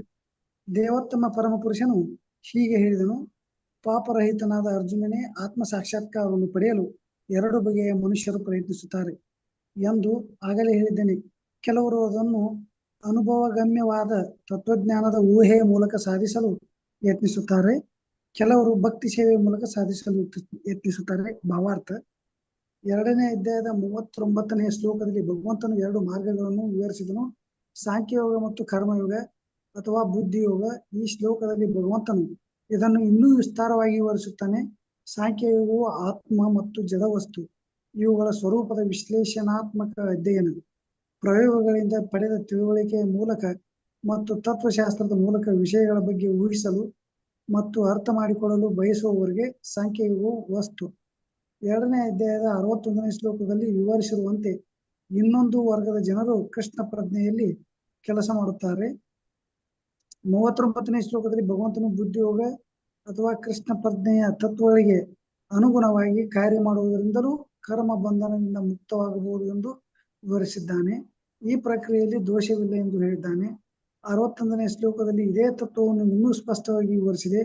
ಬುದ್ಧಿಯೋಗವು ಪರಮೋನ್ನತವಾದದ್ದನ್ನು, ಇನ್ನೂ ನಿರ್ದಿಷ್ಟವಾಗಿ ಕೃಷ್ಣನನ್ನು ಸಂಪೂರ್ಣವಾಗಿ ಅವಲಂಬಿಸಬೇಕು ಮತ್ತು ಈ ರೀತಿಯಲ್ಲಿ ಎಲ್ಲ ಇಂದ್ರಿಯಗಳನ್ನು ಬಹು ಸುಲಭವಾಗಿ ನಿಗ್ರಹಿಸಬಹುದು. ಆದುದರಿಂದ ಈ 2 ಯೋಗಗಳು ಧರ್ಮ ಮತ್ತು ತತ್ವಜ್ಞಾನಗಳಂತೆ ಒಂದನ್ನೊಂದು ಅವಲಂಬಿಸಿದೆ. ತತ್ವಜ್ಞಾನವಿಲ್ಲದ ಧರ್ಮವು ಬರಿಯ ಭಾವ ಅಷ್ಟೇ, ಅದು ಒಮ್ಮೆಮ್ಮೆ ಧರ್ಮಾಂಧತೆಯಾಗುತ್ತದೆ. ಧರ್ಮವಿಲ್ಲದ ತತ್ವಜ್ಞಾನವು ಮಾನಸಿಕ ಊಹೆಯಷ್ಟೇ ಆಗುತ್ತದೆ. ಕಡೆಯ ಗುರಿ ಕೃಷ್ಣನೇ, ಏಕೆಂದರೆ ಸಂಪೂರ್ಣವಾದ ಸತ್ಯವನ್ನು ಪ್ರಾಮಾಣಿಕವಾಗಿ ಅರಸುವ ತತ್ವಜ್ಞಾನಿಗಳು ಕಡೆಗೆ ಕೃಷ್ಣ ಪ್ರಜ್ಞೆಗೆ ಬರುತ್ತಾರೆ. ಇದನ್ನು ಭಗವದ್ಗೀತೆಯಲ್ಲಿ ಹೇಳಿದೆ. ಪರಮಾತ್ಮನಿಗೆ ಸಂಬಂಧಿಸಿದ ಹಾಗೆ ಆತ್ಮನ ನಿಜವಾದ ಸ್ಥಾನವನ್ನು ಅರ್ಥ ಮಾಡಿಕೊಳ್ಳುವುದೇ ಸಂಪೂರ್ಣ ಪ್ರಕ್ರಿಯೆ. ಪರೋಕ್ಷ ಪ್ರಕ್ರಿಯೆ ಎಂದರೆ ತತ್ವಶಾಸ್ತ್ರದ ಊಹೆ. ಇದರಿಂದ ಮನುಷ್ಯನು ಕ್ರಮೇಣ ಕೃಷ್ಣ ಪ್ರಜ್ಞೆಯನ್ನು ಮುಟ್ಟಬಹುದು. ಇನ್ನೊಂದು ಪ್ರಕ್ರಿಯೆ ಕೃಷ್ಣ ಪ್ರಜ್ಞೆಯಲ್ಲಿ ಪ್ರತಿಯೊಂದರೊಡನೆ ನೇರ ಸಂಪರ್ಕವನ್ನು ಕಲ್ಪಿಸುತ್ತದೆ. ಇವೆರಡರಲ್ಲಿ ಕೃಷ್ಣ ಪ್ರಜ್ಞೆಯ ಮಾರ್ಗ ಉತ್ತಮ, ಏಕೆಂದರೆ ತತ್ವಶಾಸ್ತ್ರದ ಪ್ರಕ್ರಿಯೆಯ ಮೂಲಕ ಇಂದ್ರಿಯಗಳನ್ನು ಪರಿಶುದ್ಧಗೊಳಿಸುವುದು ಅದು ಅವಲಂಬಿಸಿಲ್ಲ. ಕೃಷ್ಣ ಪ್ರಜ್ಞೆಯ ಪರಿಶುದ್ಧಗೊಳಿಸುವ ಪ್ರಕ್ರಿಯೆ ಭಕ್ತಿ ಸೇವೆಯ ನೆರವಿಧಾನದಿಂದಾಗಿ ಅದು ಏಕಕಾಲದಲ್ಲಿ ಸುಲಭವೂ ಭಯವೂ ಆಗಿದೆ. ಹರೇ ಕೃಷ್ಣ ಪ್ರಭು. ಹರೇ ಕೃಷ್ಣ. ಇಲ್ಲಿ ಸಾಂಖ್ಯಯೋಗದ ಬಗ್ಗೆ ಮಾತಾಡ್ತಾ ಇದ್ದಾನೆ ಭಗವಂತ. ಸಾಂಖ್ಯಯೋಗ ಮತ್ತು ಕರ್ಮಯೋಗ ಅಥವಾ ಬುದ್ಧಿಯೋಗದ ಬಗ್ಗೆ ಮಾತಾಡ್ತಾ ಇದ್ದಾನೆ. ಇಲ್ಲಿ ಸಾಂಖ್ಯಯೋಗ ಅಂದ್ರೆ ಆತ್ಮ ಮತ್ತು ಜಡವಸ್ತುಗಳು. ಉದಾಹರಣೆಗೆ ಜಡವಸ್ತು ಅಂದ್ರೆ ಯಾವ ವಸ್ತುಗಳು ತಂತಾನೆ ಮೂವ್ ಆಗೋದಿಲ್ವೋ, ತಂತಾನೆ ಸ್ಥಾನ ಪಲ್ಲಟವನ್ನು ಆಗೋದಿಲ್ವೋ, ತಂತಾನೆ ಇದಾಗೋದಿಲ್ವೋ, ಸ್ಥಾನ ಬದಲಾವಣೆ ಮಾಡೋದಿಲ್ವೋ ಅವುಗಳನ್ನು ಜಡವಸ್ತುಗಳು ಅಂತ ಕರೀತಾರೆ. ಉದಾಹರಣೆಗೆ ಮರಗಿಡಗಳು, ಇವೆಲ್ಲ ಜಡವಸ್ತುಗಳು. ಸೊ ನಮ್ಮ ದೇಹವೂ ಕೂಡ ಜಡವಸ್ತುವೆ. ಆ ದೇಹದಲ್ಲಿ ಯಾವಾಗ ಆತ್ಮ ಇರುತ್ತೆ ಆವಾಗ ಅದು ಮೂವ್ ಆಗುತ್ತೆ. ಸೊ ಆ ಜಡವಸ್ತುವಿಗೆ, ಈ ದೇಹಕ್ಕೆ ಜಡವಸ್ತುವನ್ನು ಆತ್ಮದ ಜೊತೆ ಸೇರಿದಾಗ ಅದು ಕೆಲಸ ಮಾಡ್ಲಿಕ್ಕೆ ಶುರು ಆಗುತ್ತೆ. ಸೊ ಆದ್ರಿಂದ ಈ ಸಾಂಖ್ಯಯೋಗ ಏನ್ ಮಾಡುತ್ತೆ, ಆತ್ಮ ಅಂದ್ರೆ ಏನು, ಜಡವಸ್ತು ಅಂದ್ರೆ ಏನು, ಇವುಗಳ ಸ್ವರೂಪದ ವಿಶ್ಲೇಷಣಾತ್ಮಕವಾದ ಅಧ್ಯಯನವನ್ನು ಮಾಡ್ಲಿಕ್ಕೆ ನಮ್ಗೆ ಭಗವಂತ ಹೇಳ್ಕೊಡ್ತಾನೆ. ಸೊ ಸಾಂಖ್ಯ ವಸ್ತು ಅಂದ್ರೆ ಏನು, ಜಡವಸ್ತು ಅಂದ್ರೆ ಏನು, ಸೊ ಜಡವಸ್ತು ಮತ್ತು ಅವುಗಳ ಏನು ಸ್ವರೂಪಗಳೇನು, ಇವೆಲ್ಲದರ ಬಗ್ಗೆ ಇಲ್ಲಿ ಅಧ್ಯಯನ ಮಾಡ್ಲಿಕ್ಕಿದ್ದೇವೆ ನಾವು. ಸೊ ಭಗವಂತ ಹೇಳ್ತಾನೆ, ಬುದ್ಧಿಯೋಗ ಅಥವಾ ಕೃಷ್ಣ ಪ್ರಜ್ಞೆಗೆ ತತ್ವಗಳಿಗೆ ಅನುಗುಣವಾಗಿ ನಾವು ಕಾರ್ಯ ಮಾಡಿದಾಗ ಕರ್ಮಬಂಧನದಿಂದ ನಾವು ಮುಕ್ತವಾಗ್ತೇವೆ. ಈ ಕ್ರಿಯೆಯಲ್ಲಿ ದೋಷವಿಲ್ಲ. ಸೊ ಅದೇ ರೀತಿ ತತ್ವವಿಲ್ಲದ ಧರ್ಮ ಬರೀ ಭಾವ ಅಷ್ಟೆ. ಸೊ ತತ್ವವಿಲ್ಲದ ಧರ್ಮ ಅಂದ್ರೆ ಜ್ಞಾನವಿಲ್ಲದ ಧರ್ಮ. ಸೊ ನಾವು ಧರ್ಮದ ಬಗ್ಗೆ ತಿಳಿದುಕೊಳ್ಳದೆ ಧರ್ಮವನ್ನು ಮಾಡಲಿಕ್ಕೆ ಸಾಧ್ಯವಿಲ್ಲ. ಯಾವಾಗ ಮಾಡ್ತೀವಿ ಅದು ಬರೀ ಭಾವ ಅಷ್ಟೇ ಆಗುತ್ತೆ. ಅದು ಒಮ್ಮೊಮ್ಮೆ ಧರ್ಮಾಂಧತೆ ಆಗುತ್ತೆ. ಈ ಧರ್ಮಾಂಧತೆಯ ಬಗ್ಗೆ ನಾವು ಮತ್ತೆ ಮತ್ತೆ ಕೇಳ್ತಾ ಇರ್ತೀವಿ. ಸೊ ಉದಾಹರಣೆಗೆ ಪ್ರತಿದಿನ ನಾವು ಕೇಳ್ತಾನೆ ಇರ್ತೀವಿ, ಕೆಲವು ಧರ್ಮಾಂಧರು ಇರ್ತಾರೆ ಅಂತ ಹೇಳಿ. ಅವರಿಗೆ ಧರ್ಮದ ಬಗ್ಗೆ ನಿಜವಾದ ಸರಿಯಾಗಿ ಗೊತ್ತಿಲ್ಲ. ಅವರಿಗೆ ಧರ್ಮ ಅಂದ್ರೆ ಏನು ಅಂತಾನೆ ಗೊತ್ತಿಲ್ಲ. ಅವರು ಅದ್ರ ಬಗ್ಗೆ ಜ್ಞಾನವೇ ಇಲ್ಲ ಅವರಿಗೆ. ಏನೋ ಹೇಳ್ತಾರೆ ಯಾರೋ ಒಬ್ರು, ಅವ್ರು ಅದ್ರ ಪ್ರಕಾರ ನಡ್ಕೋತಾರೆ. ಸೊ ಅದು ಧರ್ಮಾಂಧತೆ ಆಗುತ್ತೆ. ಅಲ್ಲಿ ಸುಡೋದು, ಇಲ್ಲಿ ಸುಡೋದು, ಅವ್ರಿಗೆ ತೊಂದರೆ ಕೊಡೋದು, ಇಲ್ಲಿ ಕಲ್ತೂರೋದು, ಈ ರೀತಿಯಾಗಿ ಅದು ಧರ್ಮಾಂಧತೆ ಆಗುತ್ತೆ. ಸೊ ಆದ್ರಿಂದ ಯಾವಾಗ ಜ್ಞಾನ ಇಲ್ಲವೋ, ತತ್ವಜ್ಞಾನ ಇಲ್ಲವೋ ನಮ್ಗೆ, ಅವಾಗ ಬರೀ ಧರ್ಮ ಏನಾಗುತ್ತೆ, ಧರ್ಮಾಂಧತೆ ಆಗುತ್ತೆ ಅದು. ಸೊ ಆದ್ರಿಂದ ಅದೇ ರೀತಿ ಧರ್ಮವಿಲ್ಲದ ಜ್ಞಾನವು ಅಂದ್ರೆ ಭಗವಂತನ ಧರ್ಮ ಅಂದ್ರೆ ಕೃಷ್ಣ ಪ್ರಜ್ಞೆ. ಸೊ ಯಾವಾಗ ಕೃಷ್ಣ ಪ್ರಜ್ಞೆ ಇಲ್ಲವೋ ಅವಾಗ ಬರೀ ಜ್ಞಾನವನ್ನು ಇಟ್ಕೊಂಡು ಏನು ಮಾಡ್ಲಿಕ್ಕೆ ಸಾಧ್ಯ ಇಲ್ಲ. ಜ್ಞಾನ ಗೊತ್ತು, ನಾನು ಆತ್ಮ ಅಂತ ಗೊತ್ತು, ಆಯ್ತಪ್ಪ ಆಯ್ತು ನೀನು ಆತ್ಮ, ಆಮೇಲೆ ಏನು ಮತ್ತೆ ಆತ್ಮ ಅಂದ್ರೆ ಏನು, ಆತ್ಮಜ್ಞಾನ ಅಂದ್ರೆ ಅದು ಆತ್ಮವಿಜ್ಞಾನವನ್ನು ನಾವು ತಿಳ್ಕೊಂಡಿದ್ದೀವಿ, ಆತ್ಮ ಬಗ್ಗೆ ತಿಳ್ಕೊಂಡಿದ್ದೀವಿ, ಕೃಷ್ಣನ ಬಗ್ಗೆ ತಿಳ್ಕೊಂಡಿದ್ದೀವಿ, ನಮ್ಮ ಮತ್ತು ಕೃಷ್ಣನ ಸಂಬಂಧವನ್ನ ಬಗ್ಗೆ ತಿಳ್ಕೊಂಡಿದ್ದೀವಿ. ಈಗ ಮುಂದುವರಿಸೋದು ಹೆಂಗೆ? ಸೊ ಅದಕ್ಕೆ ಕೃಷ್ಣ ಪ್ರಜ್ಞೆ ಬೇಕು. ಕೃಷ್ಣ ಪ್ರಜ್ಞೆ ಅಂದ್ರೆ ಕೃಷ್ಣನ ಭಕ್ತಿ ಮಾಡಬೇಕು. ಕಟ್ಟ ಕಡೆಯ ಗುರಿ ಕೃಷ್ಣನೇ ಎನ್ನುವುದನ್ನು ನಾವು ತಿಳ್ಕೊಂಡಿರ್ಬೇಕು. ಅದು ಯಾಕಂದ್ರೆ ಅದು ಸಂಪೂರ್ಣವಾದ ಸತ್ಯ. ಸೊ ಕೊನೆಗೆ ಕೃಷ್ಣ ಪ್ರಜ್ಞೆ ಕಡೆಗೆ ಬರ್ತಾರೆ. ಸೊ ಈ ರೀತಿಯಾಗಿ ಕೃಷ್ಣ ಪ್ರಜ್ಞೆ ಇನ್ನೊಂದು ಪ್ರಕ್ರಿಯೆ ಅಂದ್ರೆ ಕೃಷ್ಣ ಪ್ರಜ್ಞೆ ಇದಕ್ಕೆ ಸಾಂಖ್ಯಯೋಗದಲ್ಲಿ ಏನ್ ಮಾಡ್ತಾರೆ ಅಂದ್ರೆ ತತ್ವಶಾಸ್ತ್ರದ ಪ್ರಕಾರ ಇಂದ್ರಿಯಗಳನ್ನು ಪರಿಶುದ್ಧಗೊಳಿಸ್ತಾರೆ. ತತ್ವಶಾಸ್ತ್ರ ಇದೆ, ಆಮೇಲೆ ಯೋಗ ಇದೆ, ಅಷ್ಟಾಂಗ ಯೋಗ, ಇವಾಗ ಎಲ್ಲದರ ಮೂಲಕವಾಗಿ ಇಂದ್ರಿಯಗಳನ್ನು ಪರಿಶುದ್ಧ ಮಾಡ್ತಾರೆ. ಆ ಇಂದ್ರಿಯಗಳನ್ನು ಪರಿಶುದ್ಧ ಮಾಡಿದ ನಂತರ ಏನ್ ಮಾಡ್ತಾರೆ, ಮನಸ್ಸನ್ನು ಕೃಷ್ಣನ ಪಾದಕಮಲಗಳಲ್ಲಿ ಕೇಂದ್ರೀಕರಿಸೋದು ಸಮಾಧಿ. ಕೃಷ್ಣನ ಪಾದಕಮಲಗಳಲ್ಲಿ ಸಮಾಧಿಯನ್ನು ಪಡಿತಾರೆ. ಸೊ ಆದ್ರೆ ಇಲ್ಲಿ ಏನು ಭಕ್ತಿ ಸೇವೆಯ ಮೂಲಕ ಅದೇನಾಗುತ್ತೆ, ಅವು ಎರಡೂ ಒಟ್ಟಿಗೆ ಆಗ್ಬಿಡುತ್ತೆ ನಿಮ್ಗೆ. ಕೃಷ್ಣ ಪ್ರಜ್ಞೆ ಮಾಡೋದ್ರಿಂದ ಏನಾಗುತ್ತೆ, ಭಕ್ತಿ ಸೇವೆಯಲ್ಲಿ ಕೃಷ್ಣ ಪ್ರಜ್ಞೆಯಲ್ಲಿ ಭಕ್ತಿ ಸೇವೆ ಮಾಡಿದ್ರೆ ಏನಾಗುತ್ತೆ, ನೇರ ವಿಧಾನ, ಇದು ಡೈರೆಕ್ಟ್. ಇದರಿಂದ ಏನಾಗುತ್ತೆ, ಆತ್ಮದ ಶುದ್ಧೀಕರಣವು ಏಕಕಾಲದಲ್ಲಿ ಆಗ್ಬಿಡುತ್ತೆ. ಕೃಷ್ಣ ಭಕ್ತಿ ಸೇವೆಯೂ ಆಗುತ್ತೆ, ಆತ್ಮದ ಶುದ್ಧೀಕರಣವು ಏಕಕಾಲದಲ್ಲಿ ಆಗುತ್ತೆ. ಸೊ ಅದರಿಂದ ಕೃಷ್ಣ ಪ್ರಜ್ಞೆಯಲ್ಲಿ ನಾವು ಬಹು ಸುಲಭವಾಗಿ ನಮ್ಮ ಆತ್ಮ ಶುದ್ಧೀಕರಣವನ್ನು ನಾವು ಮಾಡ್ಕೋಬಹುದು. ತತ್ವಶಾಸ್ತ್ರ ಅಂದ್ರೆ ನಾವು ಗುರುಗಳೇ? ಹಾ, ತತ್ವಶಾಸ್ತ್ರ ಅಂದ್ರೆ ಫಿಲಾಸಫಿ. ಊಹೆ ಮಾಡೋದಾ? ಹಾ, ಊಹೆ ಮಾಡೋದಾ? ಬರೀ ಊಹಾತ್ಮಕ ಚಿಂತನೆಗಳನ್ನು ಮಾಡೋದು. ಅಂದ್ರೆ ನಿಮ್ಗೆ ಜ್ಞಾನ ಇದೆ, ಆ ಜ್ಞಾನದಿಂದ ಅದನ್ನ ವಿಜ್ಞಾನ ಎಲ್ಲಿವರೆಗೂ ಆಗೋದಿಲ್ವೋ. ಫಾರ್ ಎಕ್ಸಾಂಪಲ್, ನಿಮಗೆ ಇವಾಗ ನಿಮ್ಗೆ ಒಂದು ಲ್ಯಾಬ್ಗೆ ಹೋಗ್ತೀರಾ, ಅಲ್ಲಿ ಸ್ಕೂಲಲ್ಲಿ ಕಾಲೇಜಲ್ಲೆಲ್ಲ physical lab, chemistry lab, physics lab ಎಲ್ಲ ಇರುತ್ತೆ. ಅಲ್ಲಿ ಫಸ್ಟ್ ಲ್ಯಾಬ್ ಹೋಗೋಕೆ ಮುಂಚೆ ಏನ್ ಮಾಡ್ತಾರೆ, ಕ್ಲಾಸಲ್ಲಿ ಥಿಯರಿ ಹೇಳ್ಕೊಡ್ತಾರೆ. ಸೊ ಇದನ್ನು ಉದಾಹರಣೆಗೆ H2O 2 ಮಿಕ್ಸ್ ಮಾಡಿದ್ರೆ ನಿಮ್ಗೆ ನೀರು ಬರುತ್ತೆ ಅಂತ ಹೇಳ್ತಾರೆ. ಹೈಡ್ರೋಜನ್ 2 ಆಟಮು, 2 ಎಲಿಮೆಂಟ್, ಮತ್ತೆ ಆಕ್ಸಿಜನ್ 1 ಎಲಿಮೆಂಟ್ ಹಾಕಿದ್ರೆ ನೀರು ಬರುತ್ತೆ ಅಂತ ಹೇಳ್ತಾರೆ. ಅದು ಬರೀ ನಿಮ್ಗೆ ಕ್ಲಾಸ್ ರೂಮಲ್ಲಿ ಹೇಳ್ಕೊಡ್ತಾರೆ. ಯಾವಾಗ ನಿಮ್ಗೆ ಅದು ಗೊತ್ತಿದೆ, H2O ಅಂದ್ರೆ ನೀರು ಬರುತ್ತೆ, ಅದು ಹೇಗೆ ಬರುತ್ತೆ ಅಂತ ನಿಮ್ಗೆ ಗೊತ್ತಿಲ್ಲ. ಸೊ ಅದು ಮಾತ್ರ ಜ್ಞಾನ. ಸೊ ಇವಾಗ ಅದನ್ನು ವಿಜ್ಞಾನವಾಗಿ ಕನ್ವರ್ಟ್ ಮಾಡಬೇಕು. ಅದನ್ನು ವಿಜ್ಞಾನವಾಗಿ ಕನ್ವರ್ಟ್ ಮಾಡಬೇಕು ಯಾವಾಗ ಅಂದ್ರೆ, ನೀವು ಯಾವಾಗ ಕೆಮಿಸ್ಟ್ರಿ ಲ್ಯಾಬ್ ಹೋಗಿ ಅದನ್ನು ಮಿಕ್ಸ್ ಮಾಡಿ ನೋಡ್ತೀರಾ, ಅವಾಗ ನಿಮಗೆ ಖಾತರಿ ಆಗುತ್ತೆ. ಸೊ ಇವೆರಡನ್ನು ನಾವು ಮಾಡಿ ನೋಡ್ಬೇಕು. ಸೊ ಬರೇ ಕೃಷ್ಣ ಪ್ರಜ್ಞೆ, ಬರೇ ಒಂದು ಕೃಷ್ಣ ದೇವೋತ್ತಮ ಪರಮಪುರುಷ, ನಾವು ಆತ್ಮ, ನಾವು ಅವನ ಸೇವಕರು, ಇಷ್ಟು ಮಾತ್ರ ತಿಳ್ಕೊಂಡಿದ್ದೆ ಅದು ಬರೀ ಜ್ಞಾನ. ಆಮೇಲೆ ಅದು ಜ್ಞಾನವನ್ನು ಹೇಗೆ ಉಪಯೋಗಿಸ್ಕೊಂಡು ಕೃಷ್ಣನ ಬಳಿ ಸಾರುವುದು ಹೇಗೆ, ಮತ್ತು ಕೃಷ್ಣ ಒಂದು ಪ್ರಜ್ಞೆಯನ್ನು, ಭಕ್ತಿ ಸೇವೆಯನ್ನು ಮಾಡುವುದು ಹೇಗೆ, ಅದನ್ನು ನಾವು ಕಾರ್ಯಗತ ಮಾಡಿಸ್ಬೇಕು. ಆವಾಗ ಮಾತ್ರ ಅದು ಪ್ರಾಕ್ಟಿಕಲ್ ಆಗುತ್ತೆ. ಸೊ ಈ ರೀತಿಯಾಗಿ ಅದು ಬರೀ ನಾವು ಅದ್ರ ಬಗ್ಗೆ ಬರೀ ನಾವು ಏನು ಕೇಳದೆ ಬರೀ ಅಷ್ಟು ಮಾತ್ರ ತಿಳ್ಕೊಂಡು ಬಿಟ್ಬಿಟ್ರೆ ಆಮೇಲೆ ಬರೀ ಎಲ್ಲ ಊಹಾಪೋಹಗಳೇ ಆಗುತ್ತೆ. ಅದು ತತ್ವಜ್ಞಾನ, ಬರೀ ಮಾತಾಡ್ತಾ ಇರೋದಷ್ಟೇ. ಸೊ 2ನೇ ಅಧ್ಯಾಯದ ಶ್ಲೋಕ 39ರಲ್ಲಿ ಭಗವಂತನು ವಿವಿಧ ವಿಧಾನಗಳನ್ನು ವಿವರಿಸಿದ್ದಾನೆ. ಅವುಗಳು ಸಾಂಖ್ಯಯೋಗ, ಕರ್ಮಯೋಗ ಅಥವಾ ಬುದ್ಧಿಯೋಗ. ಕೃಷ್ಣ ಪ್ರಜ್ಞೆಯ ತತ್ವಗಳ ಮೂಲಕ ಕೆಲಸ ಮಾಡುವ ಮೂಲಕ ನಾವು ಕೃಷ್ಣನ ತಲುಪಬಹುದು, ಅದು ನಮ್ಮ ಅಂತಿಮ ಗುರಿ. ಈ ಶ್ಲೋಕದಲ್ಲಿ ಭಗವಂತ ಅದನ್ನು ಹೆಚ್ಚು ಹೆಚ್ಚು ಹೆಚ್ಚು ಸ್ಪಷ್ಟವಾಗಿ ತಿಳಿಸಿದ್ದಾನೆ. ಇಲ್ಲಿ ಸಾಂಖ್ಯಯೋಗ ಅಥವಾ ಚೈತನ್ಯ ಮತ್ತು ವಸ್ತುವಿನ ಸ್ವರೂಪದ ವಿಶ್ಲೇಷಾತ್ಮಕ ಅಧ್ಯಯನ, ಪ್ರಾಯೋಗಿಕ ಜ್ಞಾನ ಅಂದ್ರೆ ಪ್ರಾಕ್ಟಿಕಲ್ ಜ್ಞಾನ, ಮತ್ತು ತತ್ವಶಾಸ್ತ್ರ, ಅದು ಥಿಯರಿ, ಈ ವಿಷಯಗಳನ್ನು ಊಹಿಸಲು ಮತ್ತು ಅರ್ಥ ಮಾಡಿಕೊಳ್ಳಲು ಒಲವು ತೋರುವ ವ್ಯಕ್ತಿಗಳಿಗೆ ವಿಷಯವಾಗಿದೆ. ಈ ಸಾಂಖ್ಯ ಯೋಗ ಏನಿದೆ ಅದು ಅವರಿಗೆ. ಸಾಂಖ್ಯ ಯೋಗದಲ್ಲಿ ತತ್ವಶಾಸ್ತ್ರ ಅಂದ್ರೆ ಅದು ಮೊದಲು ಥಿಯರಿ ತಿಳ್ಕೊಳ್ಳೋದು, ಆಮೇಲೆ ಅದನ್ನ ಪ್ರಾಕ್ಟೀಸ್ಗೆ ಇಂಪ್ಲಿಮೆಂಟ್ ಮಾಡೋದು, ಈ ರೀತಿಯಾಗಿ ಅದು ಅದರ ಬಗ್ಗೆ ನಾವು ತಿಳ್ಕೊಳ್ಳೋದು, ಅದನ್ನು ಸಾಂಖ್ಯ ಯೋಗ ಅಂತ ಕರೀತಾರೆ. ಸೊ ಕಪಿಲಿ ಮಹರ್ಷಿಗಳು ಸಾಂಖ್ಯ ಯೋಗದ ಪ್ರತಿಪಾದಕರು. ಕಪಿಲ ಮಹರ್ಷಿಗಳು ಅಂದ್ರೆ ದೇವಹೂತಿ ಮತ್ತೆ ಕಶ್ಯಪ ಮಹರ್ಷಿಗಳ ದೇವಹೂತಿಯ ಮಗ. ಅವರು ಕೃಷ್ಣನ ಅವತಾರವೇ.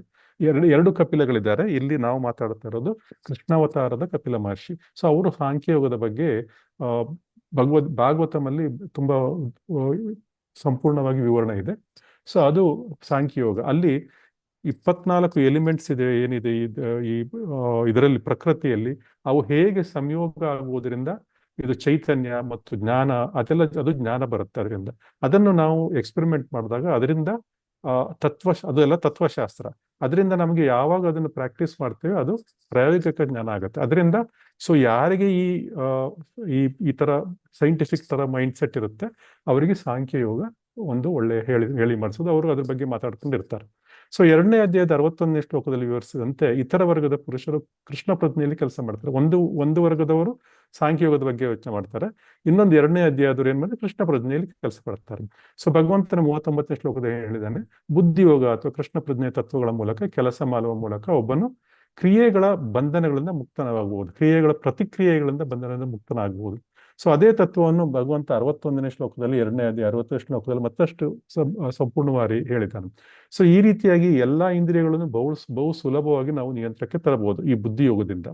ಸೊ ಬುದ್ಧಿಯೋಗದಿಂದ ನಾವು ಭಗವಂತನ ಒಂದು ಸ್ಮರಣೆ ಮಾಡ್ತಾ ಇದ್ರೆ, ಕೃಷ್ಣ ಪ್ರಜ್ಞೆಯಲ್ಲಿದ್ರೆ ಇಂದ್ರಿಯಗಳನ್ನು ಬಹಳ ಸುಲಭವಾಗಿ ನಾವು ನಿಯಂತ್ರಣಕ್ಕೆ ತರಬಹುದು. ಆದ್ರಿಂದ ಎರಡು ಯೋಗಗಳು, ಧರ್ಮ ಮತ್ತು ತತ್ವಶಾಸ್ತ್ರದಂತೆ ಪರಸ್ಪರ ಅವಲಂಬ ಆಗಿರ್ತವೆ. ಅಂದ್ರೆ ಸಾಂಖ್ಯಯೋಗ ಮತ್ತು ಬುದ್ಧಿಯೋಗ ಇವೆರಡು ಪರಸ್ಪರ ಅವಲಂಬನೆ ಆಗಿರುತ್ತೆ. ಸೊ ಅದನ್ನ ಸಾಂಖ್ಯಯೋಗದಿಂದ ನಾವು ತಿಳ್ಕೋಬೇಕು ಮತ್ತು ಅದನ್ನು ಬುದ್ಧಿಯೋಗದಲ್ಲಿ ನಾವು ಅದನ್ನ ಎಕ್ಸ್ಪೆರಿಮೆಂಟ್ ಮಾಡಬೇಕು. ಅಥವಾ ಕೆಲವೊಮ್ಮೆ ಅದು ಇಲ್ಲ ಅಂದ್ರೆ ಮತಾಂಧತೆ ಆಗುತ್ತೆ. ಸೊ ಅಂತಿಮ ಗುರಿ ಕೃಷ್ಣ. ಸೊ ಈ ರೀತಿಯಾಗಿ ಮತ್ತು ಇನ್ನೊಂದು ಪ್ರಕ್ರಿಯೆಯು ಕೃಷ್ಣ ಪ್ರಜ್ಞೆಯವರಿಗೆ ಎಲ್ಲರೊಂದಿಗೆ ನೇರವಾಗಿ ಸಂಪರ್ಕ ಹೊಂದಿದೆ. ಈ ಎರಡರಲ್ಲಿ ಕೃಷ್ಣ ಪ್ರಜ್ಞೆ ಮಾರ್ಗವು ಅತ್ಯಂತ ಉತ್ತಮ, ಏಕೆಂದರೆ ಅದು ಯಾಂತ್ರಿಕ ಮತ್ತು ದೈಹಿಕ ಪ್ರಕ್ರಿಯೆಗಳಿಂದ ಇಂದ್ರಿಯಗಳನ್ನು ಶುದ್ಧೀಕರಿಸುವುದನ್ನು ಅವಲಂಬಿಸುವುದಿಲ್ಲ. ಸೊ ಕೃಷ್ಣ ಪ್ರಜ್ಞೆಯು ಸ್ವತಃ ಶುದ್ಧೀಕರಣ ಪ್ರಕ್ರಿಯೆ ಮತ್ತು ಭಕ್ತಿ ಸೇವೆಯ ನೇರ ವಿಧಾನದಿಂದ ಅದು ಏಕಕಾಲಕ್ಕೆ ಅದು ಆಗುತ್ತದೆ. ಸೊ ಶ್ಲೋಕ 4 ನೋಡೋಣ. ನ ಕರ್ಮಣ ಮನಾರಂಭಾನ್ ನೈಷ್ಕರ್ಮ್ಯಂ ಪುರುಷೋಷ್ಣುತೆ ನ ಚ ಸನ್ಯಸ್ನಾದೇವ ಸಿದ್ಧಿಂ ಸಮಧಿಗಚ್ಚತಿ. ನೆಕ್ಸ್ಟ್ ಯಾರು ಓದ್ತೀರಾ? ಹರೇ ಕೃಷ್ಣ.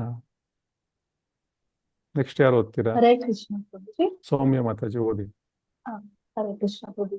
ಶ್ಲೋಕ 4. ನ ಕರ್ಮಣಾಂ ಅನಾರಭಾತ್ ನೈಷ್ಕರ್ಮ್ಯಂ ಪುರುಷಃ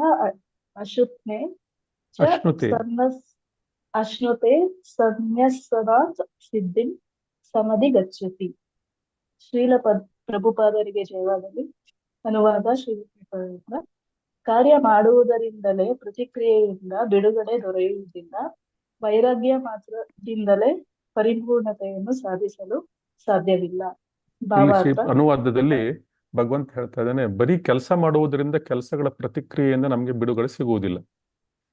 ಅದೇ ರೀತಿ ವೈರಾಗ್ಯ ಮಾಡ್ಕೊಂಡು ಕೂತ್ಕೊಂಡ್ರೆ ಅದರಲ್ಲೂ ಕೂಡ ನಮ್ಮ ಜೀವನದ ಪರಿಪೂರ್ಣತೆ ಸಾಧಿಸ್ಲಿಕ್ಕೆ ಸಾಧ್ಯವಿಲ್ಲ ಅಂತ ಹೇಳ್ತೇವೆ. ಓದಿ ಮಾತಾಜಿ. ಭಾವಾರ್ಥ: ಲೌಕಿಕ ಜನರ ಹೃದಯಗಳನ್ನು ಪರಿಶುದ್ಧಗೊಳಿಸಲು ವಿಧಿಸಿರುವ ಕರ್ತವ್ಯಗಳಿವೆ. ಇವನ್ನು ನಿರ್ವಹಿಸಿ ಪರಿಶುದ್ಧನಾದ ನಂತರ ಮನುಷ್ಯನು ಸನ್ಯಾಸವನ್ನು ಸ್ವೀಕರಿಸಬಹುದು. ಪರಿಶುದ್ಧವಾಗದೆ ತಟ್ಟನೆ ಸನ್ಯಾಸವನ್ನು ಸ್ವೀಕರಿಸಿದ ಮನುಷ್ಯನಿಗೆ ಜಯವು ಲಭಿಸುವುದಿಲ್ಲ. ಅನುಭವಗಮ್ಯ ತತ್ವಶಾಸ್ತ್ರಜ್ಞರ ಅಭಿಪ್ರಾಯದಲ್ಲಿ ಸನ್ಯಾಸವನ್ನು ಸ್ವೀಕರಿಸಿದ ಮಾತ್ರದಿಂದಲೇ ಅಥವಾ ಫಲಾಪೇಕ್ಷಿತ ಕರ್ಮದಿಂದ ದೂರವಾದ ಮಾತ್ರಕ್ಕೆ ಮನುಷ್ಯನು ಕೂಡಲೇ ನಾರಾಯಣನಿಗೆ ಸಮನಾಗುವನು.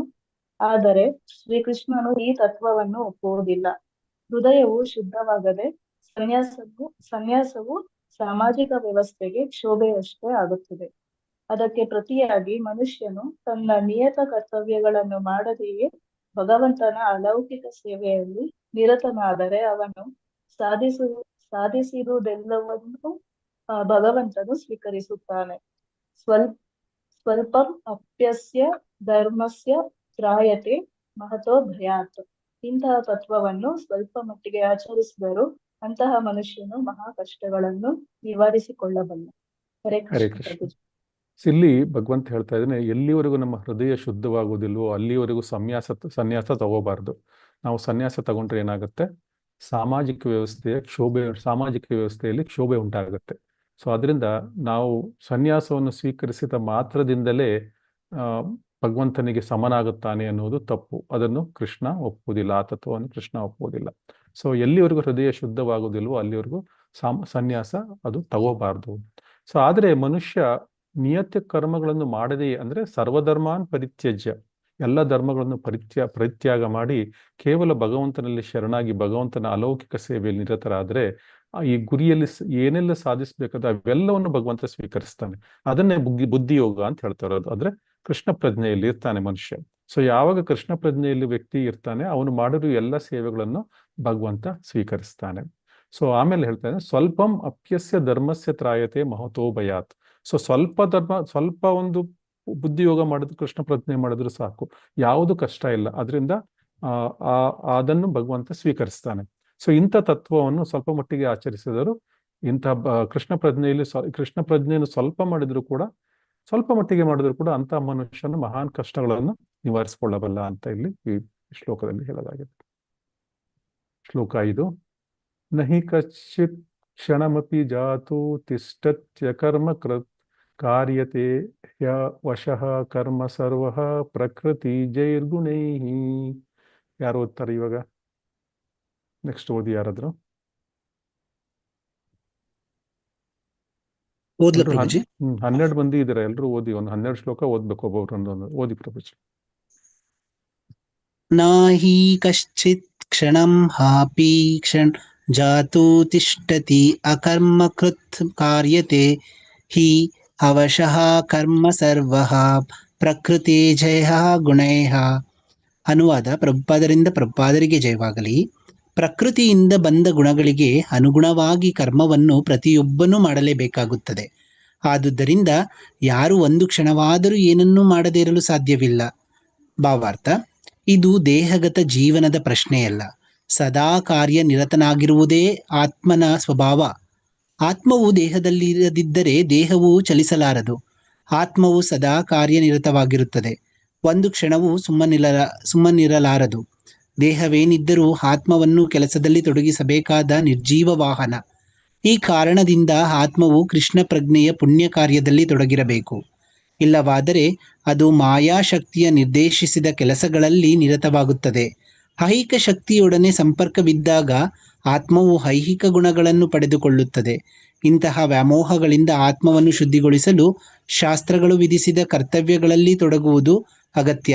ಆದರೆ ಆತ್ಮವು ಕೃಷ್ಣ ಪ್ರಜ್ಞೆಯ ತನ್ನ ಸಹಜ ಕ್ರಿಯೆಯಲ್ಲಿ ತೊಡಗಿದ್ದರೆ ಅದು ಮಾಡಿದುದೆಲ್ಲ ಅದಕ್ಕೆ ಒಳಿತಾದುದ್ದೇ ಆಗುತ್ತದೆ. ಶ್ರೀಮದ್ ಭಾಗವತವು ಇದನ್ನು ದೃಢವಾಗಿ ಹೇಳುತ್ತದೆ.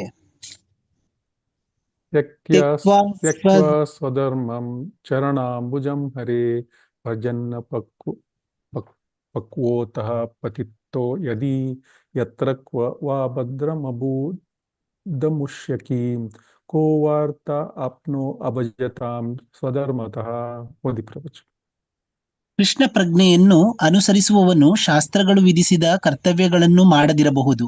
ಭಕ್ತಿ ಸೇವೆಯನ್ನು ಸಮರ್ಪಕವಾಗಿ ಸಲ್ಲಿಸದೆ ಹೋಗಬಹುದು. ತಾನಿರಬೇಕಾದ ಮಟ್ಟದಿಂದ ಕೆಳಕ್ಕೆ ಬೀಳಬಹುದು. ಆದರೂ ಅವನಿಗೆ ನಷ್ಟವಾಗಲಿ ಕೇಡಾಗಲಿ ಇಲ್ಲ. ಆದರೆ ಶಾಸ್ತ್ರಗಳು ಪರಿಶುದ್ಧವಾಗುವುದಕ್ಕಾಗಿ ವಿಧಿಸಿದ ಎಲ್ಲಾ ಆಜ್ಞೆಗಳನ್ನು ಪರಿಪಾಲಿಸಿದರೂ ಆತನು ಕೃಷ್ಣ ಪ್ರಜ್ಞೆಯಲ್ಲಿ ಇಲ್ಲದಿದ್ದರೆ ಏನು ಪ್ರಯೋಜನ? ಆದುದರಿಂದ ಪರಿಶುದ್ಧವಾಗುವ ಪ್ರಕ್ರಿಯೆಯು ಕೃಷ್ಣ ಪ್ರಜ್ಞೆಯ ಹಂತವನ್ನು ಮುಟ್ಟಲು ಅಗತ್ಯ. ಯಾವುದೇ ಪರಿಶುದ್ಧತೆಯ ಪ್ರಕ್ರಿಯೆ ಅಥವಾ ಸನ್ಯಾಸವು ಅಂತಿಮ ಗುರಿಯಾದ ಕೃಷ್ಣ ಪ್ರಜ್ಞೆಯನ್ನು ಮುಟ್ಟಲು ನೆರವಾಗುತ್ತದೆ. ಆದರೆ ಕೃಷ್ಣ ಪ್ರಜ್ಞೆ ಇಲ್ಲದೆ ಹೋದರೆ ಉಳಿದುದೆಲ್ಲ ವಿಫಲ ಎಂದೇ ಭಾವಿಸಬೇಕು. ಹರೇ ಕೃಷ್ಣ ಹರೇ ಪ್ರಭುಜಿ. ಕೃಷ್ಣ ಪ್ರಭುಜಿ. ಸೊ ಇಲ್ಲಿ ಪ್ರಕೃತಿಯಿಂದ ಬಂದ ಗುಣಗಳಿಗೆ ಅನುಗುಣವಾಗಿ ಕರ್ಮವನ್ನು ಮಾಡಲೇಬೇಕು, ಪ್ರತಿಯೊಬ್ಬನು ಮಾಡಲೇಬೇಕು. ಪ್ರಕೃತಿ ಗುಣಗಳು ಯಾರ್ದು? ಯಾವುದು? ಯಾರು ಹೇಳ್ತೀರಾ? ಪ್ರಕೃತಿ ಗುಣಗಳು ಯಾವುದು? ತ್ರಿಗುಣಗಳು ಯಾವುದು? ಇದು ಸಾತ್ವಿಕ, ರಾಜಸ, ತಾಮಸ. ಹರಿಬೋಲ್. ಈ 3 ಗುಣಗಳಿದ್ದಾವೆ: ಸಾತ್ವಿಕ, ರಾಜಸಿಕ ಮತ್ತು ತಾಮಸಿಕ. ಆ ಗುಣಗಳಿಗೆ ಅನುಸಾರವಾಗಿ ನಾವು ಕರ್ಮಗಳನ್ನು ಮಾಡಲೇಬೇಕು. ಉದಾಹರಣೆಗೆ ಈಗ ಅರ್ಜುನ ಕ್ಷತ್ರಿಯನಾಗಿದ್ದಾನೆ. ಕ್ಷತ್ರಿಯನಾಗಿದ್ದಾನೆ ಅಂದ್ರೆ ಪ್ರೊಡಾಮಿನೆಂಟ್ಲಿ ರಾಜಸಿಕ ಗುಣದಲ್ಲಿದ್ದಾನೆ. ಅವನು ರಾಜಸಿಕ ಗುಣಕ್ಕೆ ಅನುಗುಣವಾದ ಕರ್ಮವನ್ನು ಮಾಡಲೇಬೇಕು, ಅಂದ್ರೆ ಯುದ್ಧವನ್ನು ಮಾಡಲೇಬೇಕು. ಸೊ ಅದು ಪ್ರಕೃತಿಯಿಂದ ಬಂದ ಗುಣ. ಸೊ ಅದರಿಂದ ಯಾರು ಒಂದು ಕ್ಷಣವಾದರೂ ಏನನ್ನು ಮಾಡದೇ ಇರ್ಲಿಕ್ಕೆ ಸಾಧ್ಯವೇ ಇಲ್ಲ. ಮಾಡಲೇಬೇಕು ನಾವು. ಆ ಕ್ಷಣ ಕೆಲಸ ಮಾಡ್ತಾನೆ ಇರಬೇಕು. ಸೊ ಅದು ಸ್ವಧರ್ಮ. ಅರ್ಜುನನ ಸ್ವಧರ್ಮ ಏನು? ರಾಜಸ ಗುಣದಿಂದ ಬಂದಿರುವ ಕ್ಷತ್ರಿಯ ಧರ್ಮ. ಆ ಕ್ಷತ್ರಿಯ ಧರ್ಮವನ್ನು ನಿಭಾಯಿಸಬೇಕು. ಅದ್ ಬಿಟ್ಬಿಟ್ಟು ಅವನು ಹೇಳ್ತಾರೆ, ನಾನು ಕಾಡಿಗೆ ಹೋಗಿ ಇದು ತಪಸ್ ಮಾಡ್ತೇನೆ, ಕೃಷ್ಣ ಪ್ರಜ್ಞೆ ಮಾಡ್ತೇನೆ ಅಂತ ಕೂತ್ಕೊಂಡೆ. ಅದಕ್ಕೆ ಕೃಷ್ಣ ಹೇಳ್ತಾನೆ, ಅದು ಅಧರ್ಮ, ನೀನು ಸ್ವಧರ್ಮ ಅಲ್ಲ, ಅದಿಂದು ನೀನು ಮಾಡ್ತಾ ಇರೋದು ಅಧರ್ಮ ಅಂತ ಹೇಳ್ತಾ ಇರ್ತಾನೆ. ಸೊ ಅದರಿಂದ ಇಲ್ಲಿ ಆತ್ಮವು ಕೃಷ್ಣ ಪ್ರಜ್ಞೆ ತನ್ನ ಸಹಜ ಕ್ರಿಯೆಯಲ್ಲಿ ತೊಡಗದಿದ್ದರೆ ಅದು ಮಾಡಿದ್ದೆಲ್ಲ ಅದು ಒಳ್ಳೆಯದೇ ಆಗುತ್ತದೆ. ಸೊ ಕೃಷ್ಣ ಪ್ರಜ್ಞೆಯಲ್ಲಿ ಇದ್ದಾಗ ನಾವು ಏನು ಮಾಡಿದ್ರು ಅದು ಒಳ್ಳೆಯದೇ ಆಗುತ್ತೆ. ಸೊ ಯಾಕಂದ್ರೆ ಕೃಷ್ಣ ನೋಡ್ಕೊತಾನೆ. ಕೃಷ್ಣ ಪ್ರಜ್ಞೆಯಲ್ಲಿ ನಾವು ಯಾವಾಗಿದ್ದೀವಿ ಅಂದ್ರೆ ನಾವು ಕೃಷ್ಣನಿಗೆ ಸರೆಂಡರ್ ಆಗಿದ್ದೇವೆ. ಯಾವಾಗ ಕೃಷ್ಣ ಸರೆಂಡರ್ ಆಗಿದ್ದೇವೆ, ನಮ್ಮ ಎಲ್ಲ ಕರ್ತವ್ಯಗಳು, ಕಷ್ಟಗಳನ್ನು, ಸುಖಗಳನ್ನು, ನಾವು ಮಾಡುವ ಎಲ್ಲ ಕಾರ್ಯ ಕೆಲಸಗಳನ್ನು ಅವನು ತಪ್ಪಾಗದ ಹಾಗೆ ನೋಡ್ಕೊಳ್ತಾನೆ. ಸೊ ಅದರಿಂದ ನಮ್ಗೆ ಯಾವುದೇ ಕರ್ಮಗಳು ಬರುವುದಿಲ್ಲ. ಸೊ ಯಾರು ಕೃಷ್ಣ ಪ್ರಜ್ಞೆಯನ್ನು ಅನುಸರಿಸ್ತಾ ಇರ್ತಾನೆ, ಅವನು ಶಾಸ್ತ್ರಗಳು ವಿಧಿಸುವ ಕರ್ತವ್ಯಗಳನ್ನು ಆಸ್ ಇಟ್ ಈಸ್ ಮಾಡದೆ ಹೋಗ್ಬಹುದು. ಮತ್ತು ಭಕ್ತಿ ಸೇವೆ ಮಾಡುವ ಭಕ್ತಿ ಸೇವೆಯಲ್ಲೂ ಕೂಡ ಸರಿಯಾಗಿ ಮಾಡದೆ ಹೋಗ್ಬೋದು. ಆದ್ದರಿಂದ ತಾನು ಎಲ್ಲಿರಬೇಕು ಆ ಸ್ಥಳದಿಂದ ಕೆಳಕ್ಕೆ ಜಾರಲೂಬಹುದು. ಆದ್ರೆ ಅದರ ನಷ್ಟ ಏನಿಲ್ಲ. ಯಾಕಂದ್ರೆ ಸ್ವಲ್ಪನಾದ್ರೂ ಕೃಷ್ಣ ಪ್ರಜ್ಞೆ ಮಾಡಿದೀಯಲ್ಲ, ಹಿಂದಿನ ಶ್ಲೋಕದಲ್ಲಿ ಹೇಳಿದ ಹಂಗೆ ಆ ಧರ್ಮಸ್ಯ ತ್ರಾಯತಿ ಮಹತೋ ಭವಾನ್, ಅಂದ್ರೆ ಸ್ವಲ್ಪ ಮಟ್ಟಿಗೆ ಆಚರಿಸಿದರೂ ಅಂಥವನಿಗೆ ಮಹಾ ಕಷ್ಟಗಳಿಂದ ಅವನನ್ನು ನಿವಾರಿಸಿಕೊಳ್ಳಬಲ್ಲ. ಸೊ ಅದರಿಂದ ಕೃಷ್ಣ ಪ್ರಜ್ಞೆಯಲ್ಲಿ ಭಕ್ತಿ ಸೇವೆಯನ್ನು ಅನುಸರಿಸುವ ಶಾಸ್ತ್ರಗಳು ವಿಧಿಸಿ ಎಲ್ಲ ಮಾಡೋ ಅವಶ್ಯಕತೆ ಇಲ್ಲ. ಸ್ವಲ್ಪ ಕೃಷ್ಣ ಪ್ರಜ್ಞೆ ಮಾಡಿದ್ರು ಸಾಕು, ಅವನಿಗೆ ಯಾವ ನಷ್ಟವೂ ಇಲ್ಲ. ಪ್ರಜ್ಞೆ ಆದರೆ ಅಂದ್ರೆ ಜಪ ಮಾಡೋದಲ್ಲ ಗುರುಜಿ, ಅಷ್ಟೇ ಅಲ್ವಾ? ಇಲ್ಲ, ಒಂದು ಮುಂದೆ ಬರುತ್ತೆ. ಜಪ ಮಾಡೋದು ಒಂದು, ಕೃಷ್ಣ ಪ್ರಜ್ಞೆ ಜಪ ಮಾಡೋದು ಒಂದು. ಶಾಸ್ತ್ರಗಳು ವಿಧಿಸಿದ ಕರ್ತವ್ಯಗಳು ಅಂದ್ರೆ ಶಾಸ್ತ್ರಗಳು ವಿಧಿಸಿರೋ ಕರ್ತವ್ಯಗಳು ಅಂದ್ರೆ ಇದು ವೇದಗಳಲ್ಲಿ ಕರ್ತವ್ಯಗಳು ಹೇಳಿರ್ತಾರಲ್ಲ, ಕರ್ಮಕಾಂಡೀಯ ಕರ್ತವ್ಯಗಳು ಅಂತ ಮಾತಾಡಿದ್ವಲ್ಲ ಸ್ವಲ್ಪ 2 ಶ್ಲೋಕದ ಹಿಂದೆ. ಮಾಡದಿರಬಹುದು ಅಂತ ಹೇಳ್ತಾರೆ. ಮತ್ತೆ ಅರ್ಜುನನ ಯುದ್ಧ ಮಾಡದಿದ್ರು ಆಗುತ್ತಲ್ವಾ ಅದು? ಅದೇ ಕೃಷ್ಣ ಪ್ರಜ್ಞೆಯನ್ನು ಕೃಷ್ಣ ಪ್ರಜ್ಞೆ ಅಂದ್ರೆ ಏನು? ಕೃಷ್ಣ ಪ್ರಜ್ಞೆಯನ್ನು ಅನುಸರಿಸುವುದಂದ್ರೆ ಕೃಷ್ಣನು ಹೇಳಿದಂತೆ ಕೇಳುವುದು. ಈ ಕೃಷ್ಣ ಯುದ್ಧ ಮಾಡು ಅಂತ ಹೇಳ್ತಾ ಇದ್ದಾನಲ್ವಾ? ಸೊ ಕೃಷ್ಣ ಯುದ್ಧ ಮಾಡು ಅಂತ ಹೇಳ್ತಾ ಇದ್ದಾನೆ ಕೃಷ್ಣ ಪ್ರಜ್ಞೆಯಲ್ಲಿ. ನನ್ನಲ್ಲಿ ಮನಸ್ಸಿಟ್ಟುಕೊಂಡು ನೀನು ಯುದ್ಧವನ್ನು ಮಾಡೋದು ಕೃಷ್ಣ ಪ್ರಜ್ಞೆ ಅಂತ ಹೇಳ್ತಾ ಇರೋದು. ಸೊ ಇಲ್ಲಿ ಹೇಳಿರೋದು ಏನು ಅಂದ್ರೆ, ಶಾಸ್ತ್ರಗಳು ಅಂದ್ರೆ ವೇದಗಳಲ್ಲಿ ವಿಧಿಸಿರುವ ಕರ್ತವ್ಯಗಳನ್ನು ಮಾಡದೇ ಇರಬಹುದು ಅವನು ಸಂಪೂರ್ಣವಾಗಿ. ಭಕ್ತಿ ಸೇವೆಯನ್ನು ಕೂಡ ಸಂಪೂರ್ಣವಾಗಿ ಮಾಡದೆ ಹೋಗ್ಬೋದು. ಆದರೂ ಕೂಡ ಅವನಿಗೆ ನಷ್ಟವಿಲ್ಲ, ಯಾಕಂದ್ರೆ ಕೃಷ್ಣ ನೋಡ್ಕೊಳ್ತಾನೆ. ಸೊ ಆದರೆ ಶಾಸ್ತ್ರಗಳು ಮನುಷ್ಯನಿಗೆ ಪರಿಶುದ್ಧವಾಗ್ಲಿಕ್ಕೆ ವಿಧಿಸುವ ಎಲ್ಲ ಆಜ್ಞೆಗಳನ್ನು ಪಾಲಿಸಿದರೂ ಕೂಡ, ಅಂದ್ರೆ ಕರ್ಮಕಾಂಡಿಯ ಎಲ್ಲ ಕರ್ತವ್ಯಗಳನ್ನು ಅವನು ಮಾಡಿದರೂ ಕೂಡ, ಅವನು ಕೃಷ್ಣ ಪ್ರಜ್ಞೆಯಲ್ಲಿದ್ದರೆ ಅವರಿಂದ ಏನು ಸುಖವಿಲ್ಲ. ಅದರಿಂದ ಪರಿಶುದ್ಧ ಆಗೋದಿಲ್ಲ ಮನುಷ್ಯ. ಎಲ್ಲಿಯವರೆಗೂ ಕೃಷ್ಣ ಪ್ರಜ್ಞೆ ಭಗವಂತನಲ್ಲಿ ಶರಣಾಗತನಾಗುವುದಿಲ್ಲವೋ ಅಲ್ಲಿವರೆಗೂ ಮನುಷ್ಯ ಅಲ್ಲಿವರೆಗೂ ಮನುಷ್ಯನ ಆತ್ಮ ಶುದ್ಧೀಕರಣ ಆಗುವುದಿಲ್ಲ. ಸೊ ಕೃಷ್ಣ ಪ್ರಜ್ಞೆ ಇಲ್ಲದೆ ಇದ್ದರೆ ಆಗಿರುವುದೆಲ್ಲ ವಿಫಲ ಎಂದೇ ಭಾವಿಸ್ಬೇಕು. ಸೊ ಆದ್ರಿಂದ ಭಾವಿಸ್ಬೇಕು. ಶ್ಲೋಕ 6. ಕರ್ಮೇಂದ್ರಿಯಾಣಿ ಸಂಯಮ್ಯ ಆಸ್ತೆ ಮನಸಾ ಸ್ಮರನ್ ಇಂದ್ರಿಯಾರ್ಥಾನ್ ವಿಮೂಢಾತ್ಮ ಮಿಥ್ಯಾಚಾರ ಸ ಉಚ್ಯತೆ. ಯಾರಾದ್ರೂ ಓದಿ. ಕರ್ಮೇಂದ್ರಿಯಾಣಿ ಸಂಯಮಮ್ಯ ಆಸ್ತೆ ಮನಸಾ ಸ್ಮರನ್ ಇಂದ್ರಿಯಾರ್ಥಾನ್ ವಿಮೂಢಾತ್ಮ ಮಿಥ್ಯಾಚಾರ ಉಚ್ಯತೆ. ಮಿಥ್ಯಾಚಾರ ಸ ಉಚ್ಯತೆ. ರೂಪಾದರಿಗೆ ಜಯವಾಗಲಿ. ಕರ್ಮೇಂದ್ರಿಯಗಳನ್ನು ನಿಗ್ರಹಿಸಿ ಇಂದ್ರಿಯ ವಿಷಯಗಳಲ್ಲಿ ಮನಸ್ಸು ನೆಟ್ಟ ಮನುಷ್ಯನನ್ನು ವಿಮೂಢಾತ್ಮನೆಂದು ಮಿಥ್ಯಾಚಾರಿ ಎಂದು ಕರೆಯುವರು. ಭಾವಾರ್ಥ: ಅನೇಕ ಮಂದಿ ಮಿಥ್ಯಾಚಾರಿಗಳಿದ್ದಾರೆ. ಅವರು ಕೃಷ್ಣ ಪ್ರಜ್ಞೆಯಲ್ಲಿ ಕೆಲಸ ಮಾಡಲು ನಿರಾಕರಿಸುತ್ತಾರೆ. ಅವರ ಮನಸ್ಸು ಸದಾ ಯಾವುದಾದರೂ ಇಂದ್ರಿಯ ಭೋಗದಲ್ಲಿ ನೆಟ್ಟಿರುತ್ತದೆ. ಆದರೂ ಅವರು ಧ್ಯಾನ ಮಾಡುವಂತೆ ನಟಿಸುತ್ತಾರೆ. ಕುತರ್ಕ ಪ್ರಿಯರಾದ ತಮ್ಮ ಅನುಯಾಯಿಗಳು ಮೋಸಗೊಳಿಸಲು ಇಂತಹ ಮಿಥ್ಯಾಚಾರಿಗಳು ಗುಣತತ್ವಜ್ಞಾನವನ್ನು ಕುರಿತು ಮಾತನಾಡಬಹುದು. ಆದರೆ ಈ ಶ್ಲೋಕದ ಅಭಿಪ್ರಾಯದಲ್ಲಿ ಅವರು ಮಹಾ ಮೋಸಗಾರರು. ಇಂದ್ರಿಯ ಸಂತೋಷಕ್ಕಾಗಿ ಮನುಷ್ಯನು ಸಾಮಾಜಿಕ ವ್ಯವಸ್ಥೆಯಲ್ಲಿ ಯಾವುದೇ ಸ್ಥಾನದಿಂದಲಾದರೂ ಉದ್ಯುಕ್ತನಾಗಬಹುದು. ಆದರೆ ಒಬ್ಬ ಮನುಷ್ಯನು ತನ್ನ ವಿಶಿಷ್ಟ ಸ್ಥಾನಮಾನದ ವಿಧಿ ನಿಯಮಗಳನ್ನು ಅನುಸರಿಸಿದರೆ ತನ್ನ ಅಸ್ತಿತ್ವವನ್ನು ಪರಿಶುದ್ಧ ಮಾಡಿಕೊಳ್ಳುವುದರಲ್ಲಿ ಕ್ರಮೇಣ ಪ್ರಗತಿಯನ್ನು ಸಾಧಿಸಬಹುದು. ಆದರೆ ಇಂದ್ರಿಯ ತೃಪ್ತಿಗಾಗಿ ಸಾಧನಗಳನ್ನು ಅರಸುತ್ತಾ ಯೋಗಿಯಂತೆ ತೋರಿಸಿಕೊಳ್ಳುವವನು ಆಗಾಗ ತತ್ವಶಾಸ್ತ್ರವನ್ನು ಕುರಿತು ಮಾತನಾಡಬಹುದು. ಆದರೂ ಆತನನ್ನು ಅತ್ಯಂತ ಕುಟಿಲ ಮನುಷ್ಯನೆಂದೇ ಕರೆಯಬೇಕಾಗುತ್ತದೆ. ಇಂತಹ ಪಾಪಿಯ ವಿದ್ಯೆಯ ಫಲವನ್ನು ಭಗವಂತನ ಮಾಯಾಶಕ್ತಿಯು ನಾಶ ಮಾಡುತ್ತದೆ, ವಶ ಮಾಡಿಕೊಳ್ಳುತ್ತದೆ. ಆದ್ದರಿಂದ ಇವನ ವಿದ್ಯೆಗೆ ಯಾವ ಬೆಲೆಯೂ ಇಲ್ಲ. ಇಂತಹ ಮಿಥ್ಯಾಚಾರಿಯ ಮನಸ್ಸು ಯಾವಾಗಲೂ ಮಲಿನವಾಗಿರುತ್ತದೆ. ಆದುದರಿಂದ ಅವನ ಯೋಗ ಧ್ಯಾನದ ಪ್ರದರ್ಶನಕ್ಕೆ ಯಾವ ಬೆಲೆಯೂ ಇಲ್ಲ. ಹರೇ ಕೃಷ್ಣ. ಹರೇ ಕೃಷ್ಣ. ಇಲ್ಲಿ ಭಗವಂತ ಈ ಡೋಂಗಿ ಇರ್ತಾರಲ್ಲ, ಡೋಂಗಿ ಸಾಧುಗಳು, ಅವರ ಬಗ್ಗೆ ಮಾತಾಡ್ತಾ ಇದ್ದಾನೆ.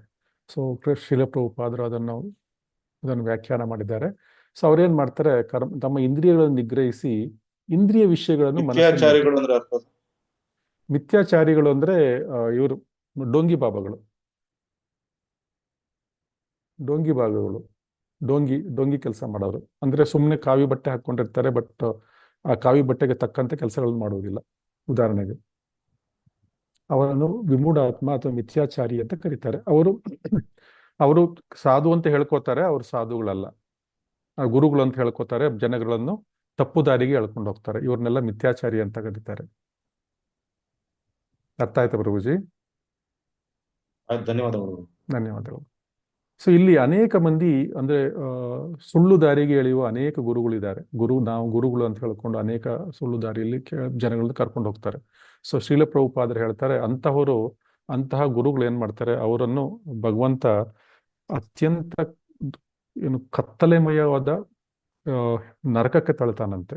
ಸೊ ಅವ್ರ ಜೊತೆ ಅವರ ಅನುಯಾಯಿಗಳು ಕೂಡ ಹೋಗ್ತಾರೆ. ಸೊ ಆದ್ರಿಂದ ಅವ್ರು ಏನ್ ಮಾಡ್ತಾರೆ, ಅವರು ಕೃಷ್ಣ ಪ್ರಜ್ಞೆಯಲ್ಲಿ ಕೆಲಸ ಮಾಡ್ಲಿಕ್ಕೆ ನಿರಾಕರಿಸ್ತಾರೆ. ಯಾಕಂದ್ರೆ ಅವರಿಗೆ ಕೃಷ್ಣನಲ್ಲಿ ನಂಬಿಕೆ ಇಲ್ಲ, ಅಥವಾ ಕೃಷ್ಣನ ಮೇಲೆ ಅಸೂಯೆಯನ್ನು ಪಡ್ತಾರೆ. ಅದರಿಂದ ಅವರ ಮನಸ್ಸು ಯಾವಾಗಲೂ ಈ ಮಿಥ್ಯಾಚಾರಿಗಳಿರ್ತಾರಲ್ಲ, ಹೊರಗಡೆ ಮಾತ್ರ ಕಾವಿ ಬಟ್ಟೆ ಹಾಕೊಂಡಿರ್ತಾರೆ, ಇಲ್ಲ ಬಟ್ಟೆ ಹಾಕೊಂಡು ಎಲ್ಲ ಒಳ್ಳೊಳ್ಳೆ ಮಾತಾಡ್ತಾರೆ. ಭಗವಂತ ಅಂದ್ರೆ ಹಾಗೆ ಹೀಗೆ, ನಾವು ಹಾಗೆ ಮಾಡಬೇಕು ಹೀಗೆ ಮಾಡಬೇಕು ಅಂತ ಹೇಳಿ.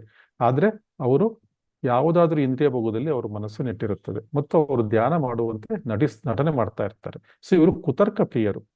ಸೊ ಅವರು ತಮ್ಮ ಅನುಯಾಯಿಗಳನ್ನು ಮೋಸ ಮಾಡಲು ಇಂಥ ಮಿಥ್ಯಾಚಾರಿಗಳು, ಮಾಯಾವಾದಿಗಳು ಏನ್ ಮಾಡ್ತಾರೆ, ಒಣತತ್ವಜ್ಞಾನವನ್ನು ಕುರಿತು ಮಾತಾಡ್ತಾರೆ. ಸೊ ಅವರು ಆ ತತ್ವಜ್ಞಾನವನ್ನು ಅವರು ವಿಜ್ಞಾನದಲ್ಲಿ ಬಳಸಿಕೊಂಡಿರುವುದಿಲ್ಲ, ಅಂದ್ರೆ ತಮ್ಮ ಆತ್ಮ ಸಾಕ್ಷಾತ್ಕಾರವೇ ಅವ್ರಿಗೆ ಆಗಿರೋದಿಲ್ಲ. ಸೊ ಆದರೂ ಕೂಡ ಅವರು ಬೇರೆಯವರಿಗೆ ಡೋಂಗಿ ಮಾಡ್ಕೊಂಡು ಕುತರ್ಕ ಪ್ರಿಯರಾದ ಅನುಯಾಯಿಗಳನ್ನು ಮೋಸ ಮಾಡ್ಕೊಂಡಿರ್ತಾರೆ. ಸೊ ಸಾಮಾಜಿಕ ವ್ಯವಸ್ಥೆಯಲ್ಲಿ ಇಂತಹ ಜನಗಳು ಬಹಳಷ್ಟು ಇರ್ತಾರೆ. ಸೊ ಆದ್ರಿಂದ ನಾವು ಸರಿಯಾದ ಗುರುವನ್ನು ಆರಿಸಿಕೊಳ್ಬೇಕು. ಸೊ ಇಂತಹ ಪಾಪಿಯ ವಿದ್ಯೆ ಏನಿದೆ, ಅವರು ಸ್ವಲ್ಪ ಸಿದ್ಧಿಗಳು ಇರುತ್ತೆ, ಅವರಿಗೆ ಸಿದ್ಧಿಗಳನ್ನು ಮಾಡ್ಕೊಂಡಿರ್ತಾರೆ. ಸೊ ಇಂತಹ ಪಾಪಿಯ ವಿದ್ಯೆಯ ಫಲವನ್ನು ಭಗವಂತನ ಮಾಯಾಶಕ್ತಿ ವಶಪಡಿಸಿಕೊಳ್ಳುತ್ತದೆ. ಅದರಿಂದ ಅವನ ವಿದ್ಯೆಗೆ ಯಾವ ಬೆಲೆಯೂ ಇಲ್ಲ, ಮತ್ತು ಇಂತಹ ವ್ಯಕ್ತಿಗಳ ಮನಸ್ಸು ಯಾವಾಗಲೂ ಮಲಿನವಾಗಿರುತ್ತದೆ. ಅದರಿಂದ ಅವನ ಯೋಗ ಧ್ಯಾನದ ಪ್ರದರ್ಶನಕ್ಕೆ ಯಾವ ಬೆಲೆಯೂ ಇಲ್ಲ. ಸೊ ಇದು ಇಲ್ಲಿ ಯಾರು ಕೃಷ್ಣ ಪ್ರಜ್ಞೆಯಲ್ಲಿ ಇಲ್ಲವೋ ಯೋಗಿಗಳು ಅಂತವ್ರ ಬಗ್ಗೆ ಮಾತಾಡ್ತಾ ಇದ್ದಾರೆ. ಶ್ಲೋಕ 7. ಯಶ್ಚಿಂದ್ರಿಯಾಣಿ ಮನಸಾ ನಿಯಮ್ಯಾರಭತೆ ಅರ್ಜುನ ಕರ್ಮೇಂದ್ರಿಯೈ ಕರ್ಮಯೋಗಮಸಕ್ತಸಃ ವಿಶಿಷ್ಯತೆ. ಯಾರಾದ್ರೂ ಓದಿ. ಯಾರೋ ಮಾತಾಜಿ ಓದ್ತಾ ಇದ್ರಲ್ಲ ಅವಾಗಲೇ. ಹರೇ ಕೃಷ್ಣ ಪ್ರಭುಜಿ. ಓದಿ ಯಸ್ತ್ರೀಂದ್ರಿ ಮಾತಾಜಿ. ಮನಸಾ ನಿಯಮ್ಯಾರಭತೆ ಅರ್ಜುನ ಕರ್ಮೇಂದ್ರಿಯೈ ಕರ್ಮಯೋಗಮಸ್ತಕಃ ಸ ವಿಶಿಷ್ಯತೆ. ಪ್ರಭುಪಾದರಿಂದ ಅನುವಾದ. ಪ್ರಭುಪಾದರಿಗೆ ಜಯವಾಗಲಿ. ಇದಕ್ಕೆ ಪ್ರತಿಯಾಗಿ ಪ್ರಾಮಾಣಿಕನಾದ ಮನುಷ್ಯನು ಕ್ರಿಯಾಶಾಲಿಗಳಾದ ಇಂದ್ರಿಯಗಳನ್ನು ಮನಸ್ಸಿನಿಂದ ನಿಗ್ರಹಿಸಲು ಪ್ರಯತ್ನಿಸಿ ಕರ್ಮಯೋಗವನ್ನು ಅನಾಸಕ್ತನಾಗಿ ಪ್ರಾರಂಭಿಸಿದರೆ ಅವನು ಎಷ್ಟೋ ಉತ್ತಮನು. ಓದಿ ಮತ್ತೆ ಮುಂದೆ ಓದಿ. ಭಾವಾರ್ಥ: ಸ್ವೇಚ್ಛಾ ಜೀವನ ಮತ್ತು ಇಂದ್ರಿಯ ಭೋಗಕ್ಕಾಗಿ ಹುಸಿ ಆಧ್ಯಾತ್ಮಿಕವಾದಿಯಾಗುವುದಕ್ಕಿಂತ ತನ್ನ ವ್ಯವಹಾರದಲ್ಲೇ ಉಳಿದು ಬದುಕಿನ ಉದ್ದೇಶವನ್ನು ಕಾರ್ಯಗತ ಮಾಡುವುದು ಉತ್ತಮ. ಐಹಿಕ ಬಂಧನದಿಂದ ಬಿಡುಗಡೆ ಹೊಂದಿ ಭಗವಂತನ ರಾಜ್ಯವನ್ನು ಸೇರುವುದೇ ಬದುಕಿನ ಉದ್ದೇಶ. ಮುಖ್ಯ ಸ್ವಾರ್ಥಗತಿ ಅಥವಾ ಸ್ವಹಿತದ ಗುರಿ ವಿಷ್ಣುವನ್ನು ಸೇರುವುದು. ಇಡೀ ವರ್ಣಾಶ್ರಮ ವ್ಯವಸ್ಥೆಯನ್ನು ನಾವು ಈ ಗುರಿಯನ್ನು ಮುಟ್ಟಲು ಸಾಧ್ಯವಾಗುವಂತೆ ರೂಪಿಸಲಾಗಿದೆ. ಕೃಷ್ಣ ಪ್ರಜ್ಞೆಯಲ್ಲಿ ನಿಯಂತ್ರಿತ ರೀತಿಯಲ್ಲಿ ಸೇವೆ ಮಾಡುವುದರಿಂದ ಗೃಹಸ್ಥರು ಕೂಡ ಈ ಗುರಿಯನ್ನು ಮುಟ್ಟಲು ಸಾಧ್ಯ. ಆತ್ಮ ಸಾಕ್ಷಾತ್ಕಾರಕ್ಕಾಗಿ ಮನುಷ್ಯನು ಶಾಸ್ತ್ರಗಳಲ್ಲಿ ವಿಧಿಸಿರುವಂತೆ ನಿಯಮಬದ್ಧ ಜೀವನವನ್ನು ನಡೆಸಬಹುದು. ಅನಾಸಕ್ತಿಯಿಂದ ತನ್ನ ವ್ಯವಹಾರಗಳನ್ನು ನಿರ್ವಹಿಸಬಹುದು. ಈ ರೀತಿಯಲ್ಲಿ ಪ್ರಗತಿಯನ್ನು ಸಾಧಿಸಬಹುದು. ಈ ವಿಧಾನವನ್ನು ಅನುಸರಿಸುವ ಪ್ರಾಮಾಣಿಕ ಮನುಷ್ಯನು ಮುಗ್ಧ ಸಾರ್ವಜನಿಕರನ್ನು ವಂಚಿಸಲು ಆಧ್ಯಾತ್ಮಿಕತೆಯ ಹೊರ ಪ್ರದರ್ಶನವನ್ನು ಬಳಸುವವನಿಗಿಂತ ಬಹುಪಾಲು ಉತ್ತಮವಾದ ಸ್ಥಿತಿಯಲ್ಲಿರುತ್ತಾನೆ. ಹೊಟ್ಟೆ ಹೊರೆಯುವುದಕ್ಕಾಗಿಯೇ ಧ್ಯಾನದ ಸೋಗು ಹಾಕುವವನಿಗಿಂತ ಪ್ರಾಮಾಣಿಕನಾದ ರೂಢಮಾಲಿಯು ಎಷ್ಟೋ ಉತ್ತಮ. ಜಾಡಮಾಲಿ. ಸ್ವೀಪರ್. ಇಲ್ಲಿ ಹುಸಿ ಆಧ್ಯಾತ್ಮಿಕವಾದಿಗಳಾಗುವುದಕ್ಕಿಂತ ನಾವು ಎಲ್ಲೆಲ್ಲಿದ್ದೀವೋ ಅಲ್ಲಲ್ಲೇ, ನೀವು ವರ್ಣಾಶ್ರಮ ವ್ಯವಸ್ಥೆಯಲ್ಲಿದ್ದೀರಾ, ಸೊ ಯಾರು ಗೃಹಸ್ಥರಾಗಿದ್ರೆ ಗೃಹಸ್ಥರಾಗಿದ್ದುಕೊಂಡೇ ಕೃಷ್ಣ ಪ್ರಜ್ಞೆಯನ್ನು ಮಾಡಬಹುದು. ಸೊ ನೀವು ಬ್ರಹ್ಮಚಾರಿಗಳಾದ್ರೆ ಅಲ್ಲಿಂದನೇ ನೀವು ಕೃಷ್ಣ ಪ್ರಜ್ಞೆಯನ್ನು ಮಾಡಬಹುದು. ನೀವೇನಾದ್ರು ಬಿಸ್ನೆಸ್ ಮಾಡ್ತಾ ಇದ್ರೆ ಬಿಸ್ನೆಸ್ ಮ್ಯಾನ್ ಹಾಕೊಂಡೇ ಕೃಷ್ಣ ಪ್ರಜ್ಞೆಯಲ್ಲಿ ನೀವು ಮಾಡ್ಕೋಬಹುದು. ಸೊ ಈ ರೀತಿ ನಾವು ಕೃಷ್ಣ ಪ್ರಜ್ಞೆಯಲ್ಲಿ ಅಲ್ಲಿ ಕೂಡ ನಾವು ನಿಯಮಬದ್ಧ ಜೀವನವನ್ನು ನಡೆಸಬಹುದು. ಅನಾಸಕ್ತಿಯಿಂದ ನಮ್ಮ ಕಾರ್ಯಗಳನ್ನು ನಿರ್ವಹಿಸ್ತಾ ಇರ್ಬೋದು, ಮತ್ತೆ ಕೃಷ್ಣನಲ್ಲಿ ತಮ್ಮ ಮನಸ್ಸನ್ನು ನೆಟ್ಟಿರ್ಬೋದು. ಈ ರೀತಿಯಲ್ಲಿ ಕೂಡ ನಾವು ಆಧ್ಯಾತ್ಮಿಕವಾಗಿ ಪ್ರಗತಿಯನ್ನು ಸಾಧಿಸಬಹುದು. ಈ ವಿಧಾನವನ್ನು ಅನುಸರಿಸುವ ಪ್ರಾಮಾಣಿಕ ಮನುಷ್ಯನು ಮುಗ್ಧ ಜನರನ್ನು ಸಾರ್ವಜನಿಕರನ್ನು ವಂಚಿಸಲು ಫುಲ್ ಟೈಮ್ ಕಾವಿ ಬಟ್ಟೆ ಹಾಕೊಂಡು ಮುಗ್ಧ ಜನರನ್ನು ವಂಚಿಸಿಕೊಂಡು, ಸೊ ಅವರು ತಮ್ಮದೇ ಒಂದು ರಾಜ್ಯ ಕಟ್ಕೋತಾರೆ, ತಮ್ಮದೇ ಒಂದು ಆಶ್ರಮ ಈ ಥರ ಮಾಡಿಕೊಂಡು ತಮ್ಮ ಹೊಟ್ಟೆ ಹೊರ್ಕೋತಾ ಇರ್ತಾರೆ. ಅಂಥವ್ರಿಗೂ ಅಂಥ ಹೊರ ಪ್ರದರ್ಶನ ಅಂದರೆ ಎಕ್ಸಿಬಿಷನ್ ಮಾಡೋ ಬದಲು ಇಂತಹ ಮನುಷ್ಯನು ಎಲ್ಲಿದ್ದಾನೋ, ಯಾವ ಪರಿಸ್ಥಿತಿಯಲ್ಲಿದ್ದಾನೋ ಅಲ್ಲೇ ಕೃಷ್ಣ ಪ್ರಜ್ಞೆಯಲ್ಲಿ ನಿಯಂತ್ರಿತ ರೀತಿಯಲ್ಲಿ ಸೇವೆ ಮಾಡೋದರಿಂದ ಗೃಹಸ್ಥರು ಕೂಡ ಯಾರು ಬೇಕಾದ್ರೂ ಗುರಿಯನ್ನು ಮುಟ್ಲಿಕ್ಕೆ ಸಾಧ್ಯ.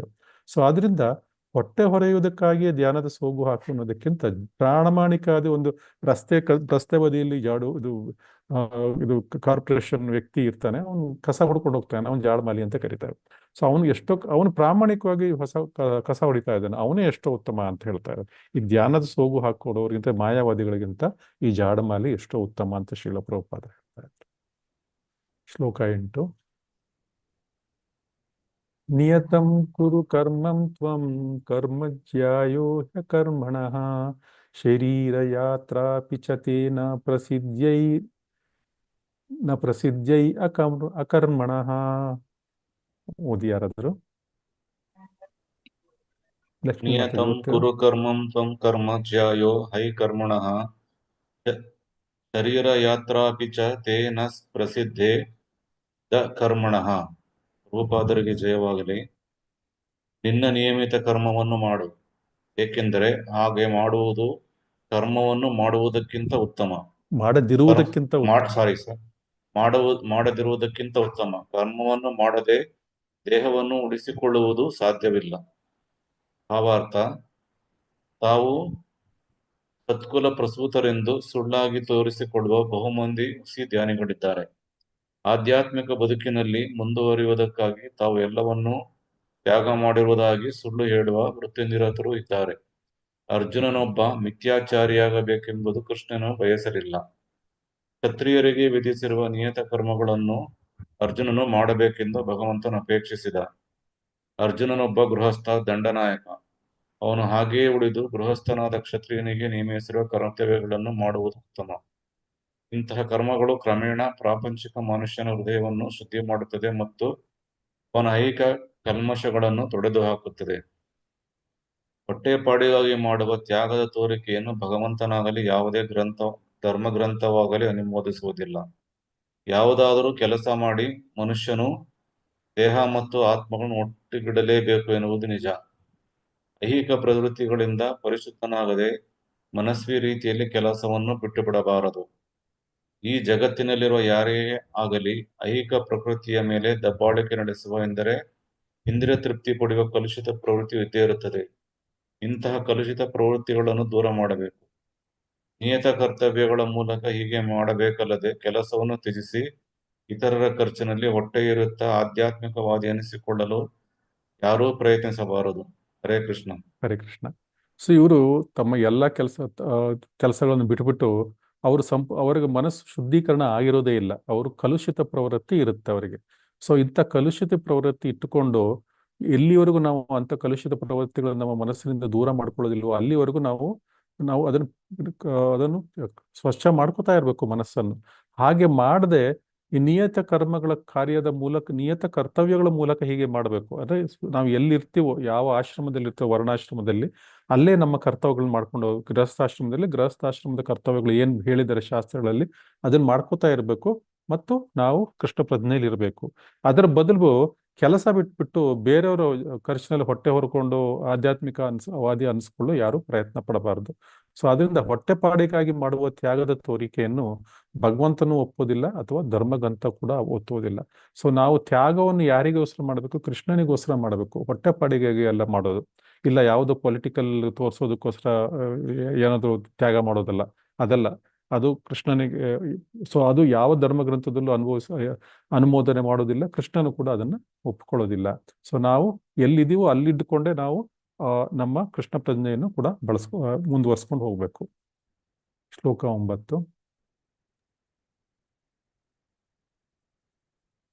ಯಜ್ಞಾರ್ಥಾತ್ ಕರ್ಮಣೋ ಅನ್ಯತ್ರ ಲೋಕೋ ಅಯಂ ಕರ್ಮ ಬಂಧನಃ ತದರ್ಥಂ ಕರ್ಮ ಕೌಂತೇಯ ಮುಕ್ತ ಸಂಗ ಸಮಾಚರ. ಯಾರಾದ್ರೂ ಓದಿ. ಹರೇ ಕೃಷ್ಣ ಪ್ರಭುಜಿ. ಓದಿ ಪ್ರಭುಜಿ, ಓದಿ. ಯಜ್ಞಾರ್ಥಾತ್ ಕರ್ಮಣೋನ್ಯತ್ರ ಲೋಕೋಹಯಂ ಕರ್ಮ ಬಂಧನಃ ತದರ್ಥಂ ಕರ್ಮ ಕೌಂತೆಯ ಮುಕ್ತ ಸಂಘ ಸಮಾಚಾರ. ಅನುವಾದ. ಶ್ರೀಲ ಪ್ರಭುಪಾದರು ಹೇಳುವಂತೆ ವಿಷ್ಣುವಿಗಾಗಿ ಮಾಡಿದ ತ್ಯಾಗವೆಂದು ಕರ್ಮವನ್ನು ಮಾಡಬೇಕು, ಇಲ್ಲವಾದರೆ ಕರ್ಮವು ಇಹಬಂಧನವನ್ನು ಸೃಷ್ಟಿ ಮಾಡುತ್ತದೆ. ಆದುದರಿಂದ ಕೌಂತೆಯ ಭಗವಂತನ ತೃಪ್ತಿಗಾಗಿ ನಿನ್ನ ನಿಯತ ಕರ್ತವ್ಯಗಳನ್ನು ಮಾಡು. ಈ ರೀತಿಯಲ್ಲಿ ಆ ರೀತಿಯಲ್ಲಿ ನೀನು ಬಂಧನದಿಂದ ಸದಾ ಮುಕ್ತನಾಗಿರುತ್ತೀಯೇ. ಭಾವಾರ್ಥ: ದೇಹವನ್ನು ಉಳಿಸಿಕೊಳ್ಳುವುದಕ್ಕಾದರೂ ಮನುಷ್ಯನು ಕೆಲಸ ಮಾಡಲೇಬೇಕು. ಆದುದರಿಂದ ಆ ಉದ್ದೇಶವನ್ನು ಸಾಧಿಸಲು ಸಾಧ್ಯವಾಗುವಂತೆ ನಿರ್ದಿಷ್ಟ ಸಮಾಜ ಸ್ಥಾನ ಮತ್ತು ಗುಣಗಳಿಗೆ ತಕ್ಕಂತೆ ಕರ್ತವ್ಯಗಳನ್ನು ನಿಯತಗೊಳಿಸಿದೆ. ಯಜ್ಞ ಎಂದರೆ ಮಹಾವಿಷ್ಣು ಅಥವಾ ಯಜ್ಞಾಚರಣೆಗಳು. ಎಲ್ಲ ಯಜ್ಞಗಳನ್ನು ನಡೆಸುವುದು ಎಲ್ಲಿ ಹೋಗ್ತಾ ಇದ್ರೆ ಮತ್ತೆ ಪ್ರಭುಜಿ 1 ಮಿನಿಟ್. ಯಜ್ಞ ಅಂದರೆ ಮಹಾವಿಷ್ಣು. ಇಲ್ಲಿಂದ ಓದಿ, ಮತ್ತೆ ಓದಿ. ಯಜ್ಞ ಎಂದರೆ ಮಹಾವಿಷ್ಣು ಅಥವಾ ಯಜ್ಞಾಚರಣೆಗಳು. ಇಲ್ಲ ಏನೋ ಮಿಸ್ ಮಾಡ್ತಾ ಇದ್ರು ನೋಡಿ. ಯಜ್ಞ ಅಂದರೆ ಮಹಾವಿಷ್ಣು ಅಥವಾ ಬುಕ್ಕಲ್ಲಿ ಓದ್ತಾ ಇದ್ದೀನಿ ಪ್ರಭುಜಿ ನಾನು. ಧಾರ್ಮಿಕ ವಿಧಿಗನುಸಾರವಾಗಿ ಅರ್ಪಣೆ ಮಾಡುವುದು. ಇದು ಭಗವದ್ಗೀತೆ ಬುಕ್ಕಲ್ಲಿ ಓದ್ತಾ ಇದ್ದೀನಿ ಪ್ರಭು. ಅದರಿಂದ ಓದಿ ಪ್ರಭುಜಿ. ಹಾಗಾದ್ರೆ ಓದಿ, ಮುಂದೆ ವರ್ಷಿ. ಯಜ್ಞ ಅಂದರೆ ಮಹಾವಿಷ್ಣು. ಯಜ್ಞ ಎಂದರೆ ಮಹಾವಿಷ್ಣು ಅಥವಾ ಧಾರ್ಮಿಕ ವಿಧಿಗನುಸಾರವಾಗಿ ಅರ್ಪಣೆ ಮಾಡುವುದು. ಎಲ್ಲ ಯಜ್ಞಗಳನ್ನು ನಡೆಸುವುದು ವಿಷ್ಣುವನ್ನು ಪ್ರಸನ್ನಗೊಳಿಸುವುದಕ್ಕಾಗಿ ವೇದಗಳು ಆದೇಶಿಸುತ್ತವೆ. ಯಜ್ಞೋ ವೈ ವಿಷ್ಣು. ಬೇರೆ ಮಾತುಗಳಲ್ಲಿ ಹೇಳುವುದಾದರೆ ಒಬ್ಬ ಮನುಷ್ಯನು ಯಜ್ಞ ಮಾಡಿದರೂ ಒಂದೇ, ಶ್ರೀ ವಿಷ್ಣುವನ್ನು ನೇರವಾಗಿ ಸೇವಿಸಿದರೂ ಒಂದೇ. ಆದುದರಿಂದ ಕೃಷ್ಣ ಪ್ರಜ್ಞೆ ಎಂದರೆ ಈ ಶ್ಲೋಕದಲ್ಲಿ ವಿಧಿಸಿರುವಂತೆ ಯಜ್ಞವನ್ನು ಮಾಡುವುದೇ. ವರ್ಣಾಶ್ರಮ ಸಂಸ್ಥೆಯ ಗುರಿಯು ವಿಷ್ಣುವಿನ ಸಂತೃಪ್ತಿಯೇ. ವರ್ಣಾಶ್ರಮಾಚಾರವಾತ ಪುರುಷೇಣ ಪರಹ ಪುಮಾನ್ ವಿಷ್ಣುರಾರಾಧ್ಯತೆ. ವಿಷ್ಣು ಪುರಾಣ 3.8. ಆದುದರಿಂದ ವಿಷ್ಣುವಿನ ಸಂತೃಪ್ತಿಗಾಗಿ ಕೆಲಸ ಮಾಡಬೇಕು. ಐಹಿಕ ಜಗತ್ತಿನಲ್ಲಿ ಬೇರೆ ಯಾವ ಕೆಲಸ ಮಾಡಿದರೂ ಅದು ಬಂಧನಕ್ಕೆ ಕಾರಣವಾಗುತ್ತದೆ. ಏಕೆಂದರೆ ಒಳ್ಳೆಯ ಕೆಲಸ ಕೆಟ್ಟ ಕೆಲಸ ಎರಡಕ್ಕೂ ಪ್ರತಿಕ್ರಿಯೆಗಳಿರುತ್ತವೆ. ಯಾವುದೇ ಪ್ರತಿಕ್ರಿಯೆಯಿಂದಲೂ ಕೆಲಸ ಮಾಡಿದವನು ಬಂಧನಕ್ಕೆ ಒಳಗಾಗುತ್ತಾನೆ. ಆದುದರಿಂದ ಕೃಷ್ಣನ ಅಥವಾ ವಿಷ್ಣುವಿನ ಸಂತೃಪ್ತಿಗಾಗಿ ಕೃಷ್ಣ ಪ್ರಜ್ಞೆಯಲ್ಲಿ ಕೆಲಸ ಮಾಡಬೇಕು. ಇಂತಹ ಕರ್ಮ ಮಾಡುವಾಗ ಮನುಷ್ಯನು ಮುಕ್ತಿಯ ಸ್ಥಿತಿಯಲ್ಲಿರುತ್ತಾನೆ. ಇದು ಕರ್ಮ ಮಾಡುವ ಮಹಾಕಲೆ. ಪ್ರಾರಂಭದಲ್ಲಿ ಈ ಪ್ರಕ್ರಿಯೆಗೆ ಪರಿಣತ ಮಾರ್ಗದರ್ಶನದ ಅಗತ್ಯವಿದೆ. ಆದುದರಿಂದ ಶ್ರೀಕೃಷ್ಣನ ಭಕ್ತರೊಬ್ಬರ ಮಾರ್ಗದರ್ಶನದಲ್ಲಿ ಅಥವಾ ಯಾರೊಡನೆ ಕೆಲಸ ಮಾಡುವ ಭಾಗ್ಯ ಅರ್ಜುನನದಾಯಿತು ಅಂತಹ ಶ್ರೀಕೃಷ್ಣನ ನೇರ ಮಾರ್ಗದರ್ಶನದಲ್ಲಿ ಶ್ರದ್ಧೆಯಿಂದ ಕೆಲಸ ಮಾಡಬೇಕು. ಇಂದ್ರಿಯ ತೃಪ್ತಿಗಾಗಿ ಏನನ್ನೂ ಮಾಡಬಾರದು, ಎಲ್ಲವನ್ನೂ ಶ್ರೀಕೃಷ್ಣನ ತೃಪ್ತಿಗಾಗಿಯೇ ಮಾಡಬೇಕು. ಇದನ್ನು ಕಲಿತ ಮನುಷ್ಯನು ಕರ್ಮಫಲದಿಂದ ಮುಕ್ತನಾಗುತ್ತಾನೆ. ಇದು ಮನುಷ್ಯನನ್ನು ಕ್ರಮೇಣ ಭಗವಂತನ ದಿವ್ಯ ಪ್ರೀತಿಯುತ ಸೇವೆಗೆ ಎತ್ತುತ್ತದೆ. ಇಂತಹ ಭಕ್ತಿ ಸೇವೆಯಿಂದ ಮನುಷ್ಯನನ್ನು ಭಗವದ್ಧಾಮಕ್ಕೆ ಏರಿಸಬಲ್ಲದು. ಹರೇ ಕೃಷ್ಣ. ಹರೇ ಕೃಷ್ಣ ಪ್ರಭುಜಿ. ಸೊ ಯಾವಾಗಲೂ ನಾವು ವಿಷ್ಣುವಿಗಾಗಿ ಮಾಡಿದ ತ್ಯಾಗ ಅಂತ ಹೇಳಿ ಕರ್ಮವನ್ನು ಮಾಡಬೇಕು. ಎಲ್ಲವನ್ನು ನಾವು ಕರ್ಮ ಫಲಗಳನ್ನು ವಿಷ್ಣುವಿಗೆ ಕೊಡಬೇಕು. ಉದಾಹರಣೆಗೆ ನಾವು ಬೆಳಿಗ್ಗೆ ಜಪ ಮಾಡ್ತೇವೆ, 16 ಸುತ್ತು, 8 ಸುತ್ತು, 4 ಸುತ್ತು ಎಲ್ಲ ಮಾಡ್ತಾ ಇರ್ತಾರೆ. ಅದರ ಫಲವನ್ನು ಕೂಡ ವಿಷ್ಣುವಿಗಾಗಿ ಅರ್ಪಿಸಬೇಕು. ವಿಷ್ಣುವಿನ ಸಂಪ್ರೀತಿಗೋಸ್ಕರ ನಾವು ಆ ಜಪವನ್ನು ಮಾಡಬೇಕು. ಇಲ್ಲ ಅಂದ್ರೆ ಜಪ ಮಾಡೋದು ಕರ್ಮ ಕೂಡ, ಅದರಲ್ಲೂ ಕೂಡ ಒಂದು ಪುಣ್ಯ ಬರುತ್ತೆ. ಅದರಿಂದ ಇಹ ಬಂಧನವನ್ನು ನಮಗೆ ಸೃಷ್ಟಿ ಮಾಡುತ್ತೆ. ಆದ್ರಿಂದ ಭಗವಂತ ಅರ್ಜುನನಿಗೆ ಹೇಳ್ತಾ ಇದ್ದಾನೆ, ಕೌಂತೆಯ ಭಗವಂತನ ತೃಪ್ತಿಗಾಗಿ ನಿನ್ನ ನಿಯತ ಕರ್ತವ್ಯಗಳನ್ನು ಮಾಡು. ಸೊ ನಾವು ಕೃಷ್ಣ ಪ್ರಜ್ಞೆಗೆ ಈಗ ಬಂದಿದ್ದೀವಿ. ನಮ್ಗೆ ಅದು ನಿಯತ ಕರ್ತವ್ಯ. ನಾವು ಮಾಡುವ ಒಂದು ಜಪ ಕೂಡ ಒಂದು ನಿಯತ ಕರ್ತವ್ಯನೇ. ಮತ್ತು ಯಾವ ಆಶ್ರಮದಿದ್ದೇವೆ ಆಶ್ರಮಕ್ಕೆ ನಿಯತವಾದ ಕರ್ತವ್ಯಗಳನ್ನು ನಾವು ಕೂಡ ಮಾಡಬೇಕು. ಅದನ್ನು ಕೂಡ ನಾವು ಭಗವಂತನ ತೃಪ್ತಿಗಾಗಿ ಮಾಡಬೇಕು. ಸೊ ಆ ರೀತಿಯಾಗಿ ನಾವು ಮಾಡಿದಾಗ ಬಂಧನದಿಂದ ನಾವು ಸದಾ ಮುಕ್ತನಾಗಿರ್ತೇವೆ. ಇಲ್ಲ ಅಂದ್ರೆ ಆ ಕರ್ಮಗಳ ಫಲಗಳು ನಾವು ಅನುಭವಿಸ್ಬೇಕಾಗಿರುತ್ತೆ. ಕರ್ಮ ಫಲಗಳು ಕೆಟ್ಟವೂ ಆಗಿರ್ಬೋದು, ಒಳ್ಳೆಯದು ಆಗಿರ್ಬೋದು. ಒಳ್ಳೆ ಕರ್ಮ ಫಲಗಳನ್ನು ನಾವೇ ಇಲ್ಲಿಗೆ ಬಂದು ಅನುಭವಿಸ್ಬೇಕು, ಈ ಮೃತ್ಯು ಲೋಕಕ್ಕೆ ಬಂದೇ ಅನುಭವಿಸ್ಬೇಕು. ಕೆಟ್ಟ ಕರ್ಮಗಳ ಫಲಗಳನ್ನು ಕೂಡ ಈ ಮೃತ್ಯು ಲೋಕಕ್ಕೆ ಬಂದು ನಾವು ಅನುಭವಿಸ್ಬೇಕು. ನಾವು ಯಾವಾಗ ಈ ಮೃತ್ಯುಲೋಕದಿಂದ ಮುಕ್ತಿಸಿ ಯಾವಾಗ ಸಿಗುತ್ತೆ ಅಂದ್ರೆ ನಮಗೆ ಒಳ್ಳೆ ಕರ್ಮಗಳ ಅಕೌಂಟು ಕೂಡ ಖಾಲಿಯಾಗಿರ್ಬೇಕು, ಕೆಟ್ಟ ಕರ್ಮಗಳ ಅಕೌಂಟು ಖಾಲಿಯಾಗಿರ್ಬೇಕು. ಅದು ಹೇಗೆ ಮಾಡ್ಲಿಕ್ಕೆ ಸಾಧ್ಯ? ಯಾವಾಗ ನಮ್ಮ ನಿಯತ ಕರ್ಮಗಳನ್ನು ಭಗವಂತನ ತೃಪ್ತಿಗೋಸ್ಕರ ಅಂದ್ಕೊಂಡು ನಾವು ಮಾಡ್ತೀವಿ, ಆವಾಗ ನಮಗೆ ಅದು ಕರ್ಮಗಳು ಅಕರ್ಮಗಳಾಗ್ಬಿಡ್ತವೆ. ಅಕರ್ಮ ಅಂದ್ರೆ ಆ ಕರ್ಮದಲ್ಲಿ ಯಾವುದೇ ಫಲ ಇರೋದಿಲ್ಲ, ಅದು ಭಗವಂತನ ತೃಪ್ತಿಗಾಗಿ ಹೋಗ್ಬಿಡುತ್ತೆ, ಭಗವಂತನಲ್ಲಿ ಅದು ತೃಪ್ತಿಯಾಗಿ ಹೊರಟೋಗ್ಬಿಡುತ್ತೆ. ಅದರಿಂದ ನಮಗೆ ಅದರ ಫಲಗಳನ್ನ ಅನುಭವಿಸೋ ಕಷ್ಟ ಇರೋದಿಲ್ಲ. ಸೊ ಅದರಿಂದ ನಾವು ಏನ್ ಮಾಡಬೇಕು, ಯಾರಾದರೂ ಒಳ್ಳೆ ಗುರುವಿನ ನೇರ ಮಾರ್ಗದರ್ಶಿಯಲ್ಲಿ ಶ್ರದ್ಧೆಯಿಂದ ಭಗವಂತನ ಒಂದು ಇದು ಸೇವೆಯನ್ನು ಮಾಡಬೇಕು. ಎಲ್ಲವನ್ನು ಕೃಷ್ಣನ ತೃಪ್ತಿಗಾಗಿಯೇ ಮಾಡಬೇಕು, ಇಂದ್ರಿಯ ತೃಪ್ತಿಗಾಗಿ ನಾವು ಏನನ್ನು ಮಾಡಬಾರದು. ಸೊ ಯಾವಾಗ ನಾವು ಇದನ್ನು ಕಲಿತೇವೆ ಆವಾಗ ನಾವು ಕರ್ಮಫಲದಿಂದ ಮುಕ್ತರಾಗ್ತೇವೆ. ಸೊ ಯಾವಾಗ ನಾವು ಕರ್ಮಫಲದಿಂದ ಮುಕ್ತರಾಗ್ತೇವೆ, ಕ್ರಮೇಣ ಅದು ಭಗವಂತನ ದಿವ್ಯ ಪ್ರೀತಿಯ ನೆಲೆಯತ್ತ ನಮ್ಮನ್ನು ಸೇವೆಗೆ ಎತ್ಕೊಂಡು ಹೋಗುತ್ತೆ. ಸೊ ಇಂತಹ ಭಕ್ತಿ ಸೇವೆಯಿಂದ ಮಾತ್ರ ನಾವು ಭಗವದ್ಧಾಮಕ್ಕೆ ಸೇರ್ಲಿಕ್ಕೆ ಸಾಧ್ಯ.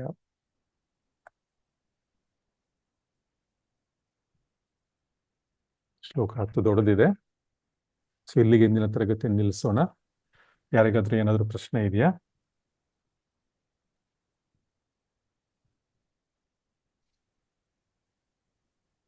ಹರೇ ಕೃಷ್ಣ.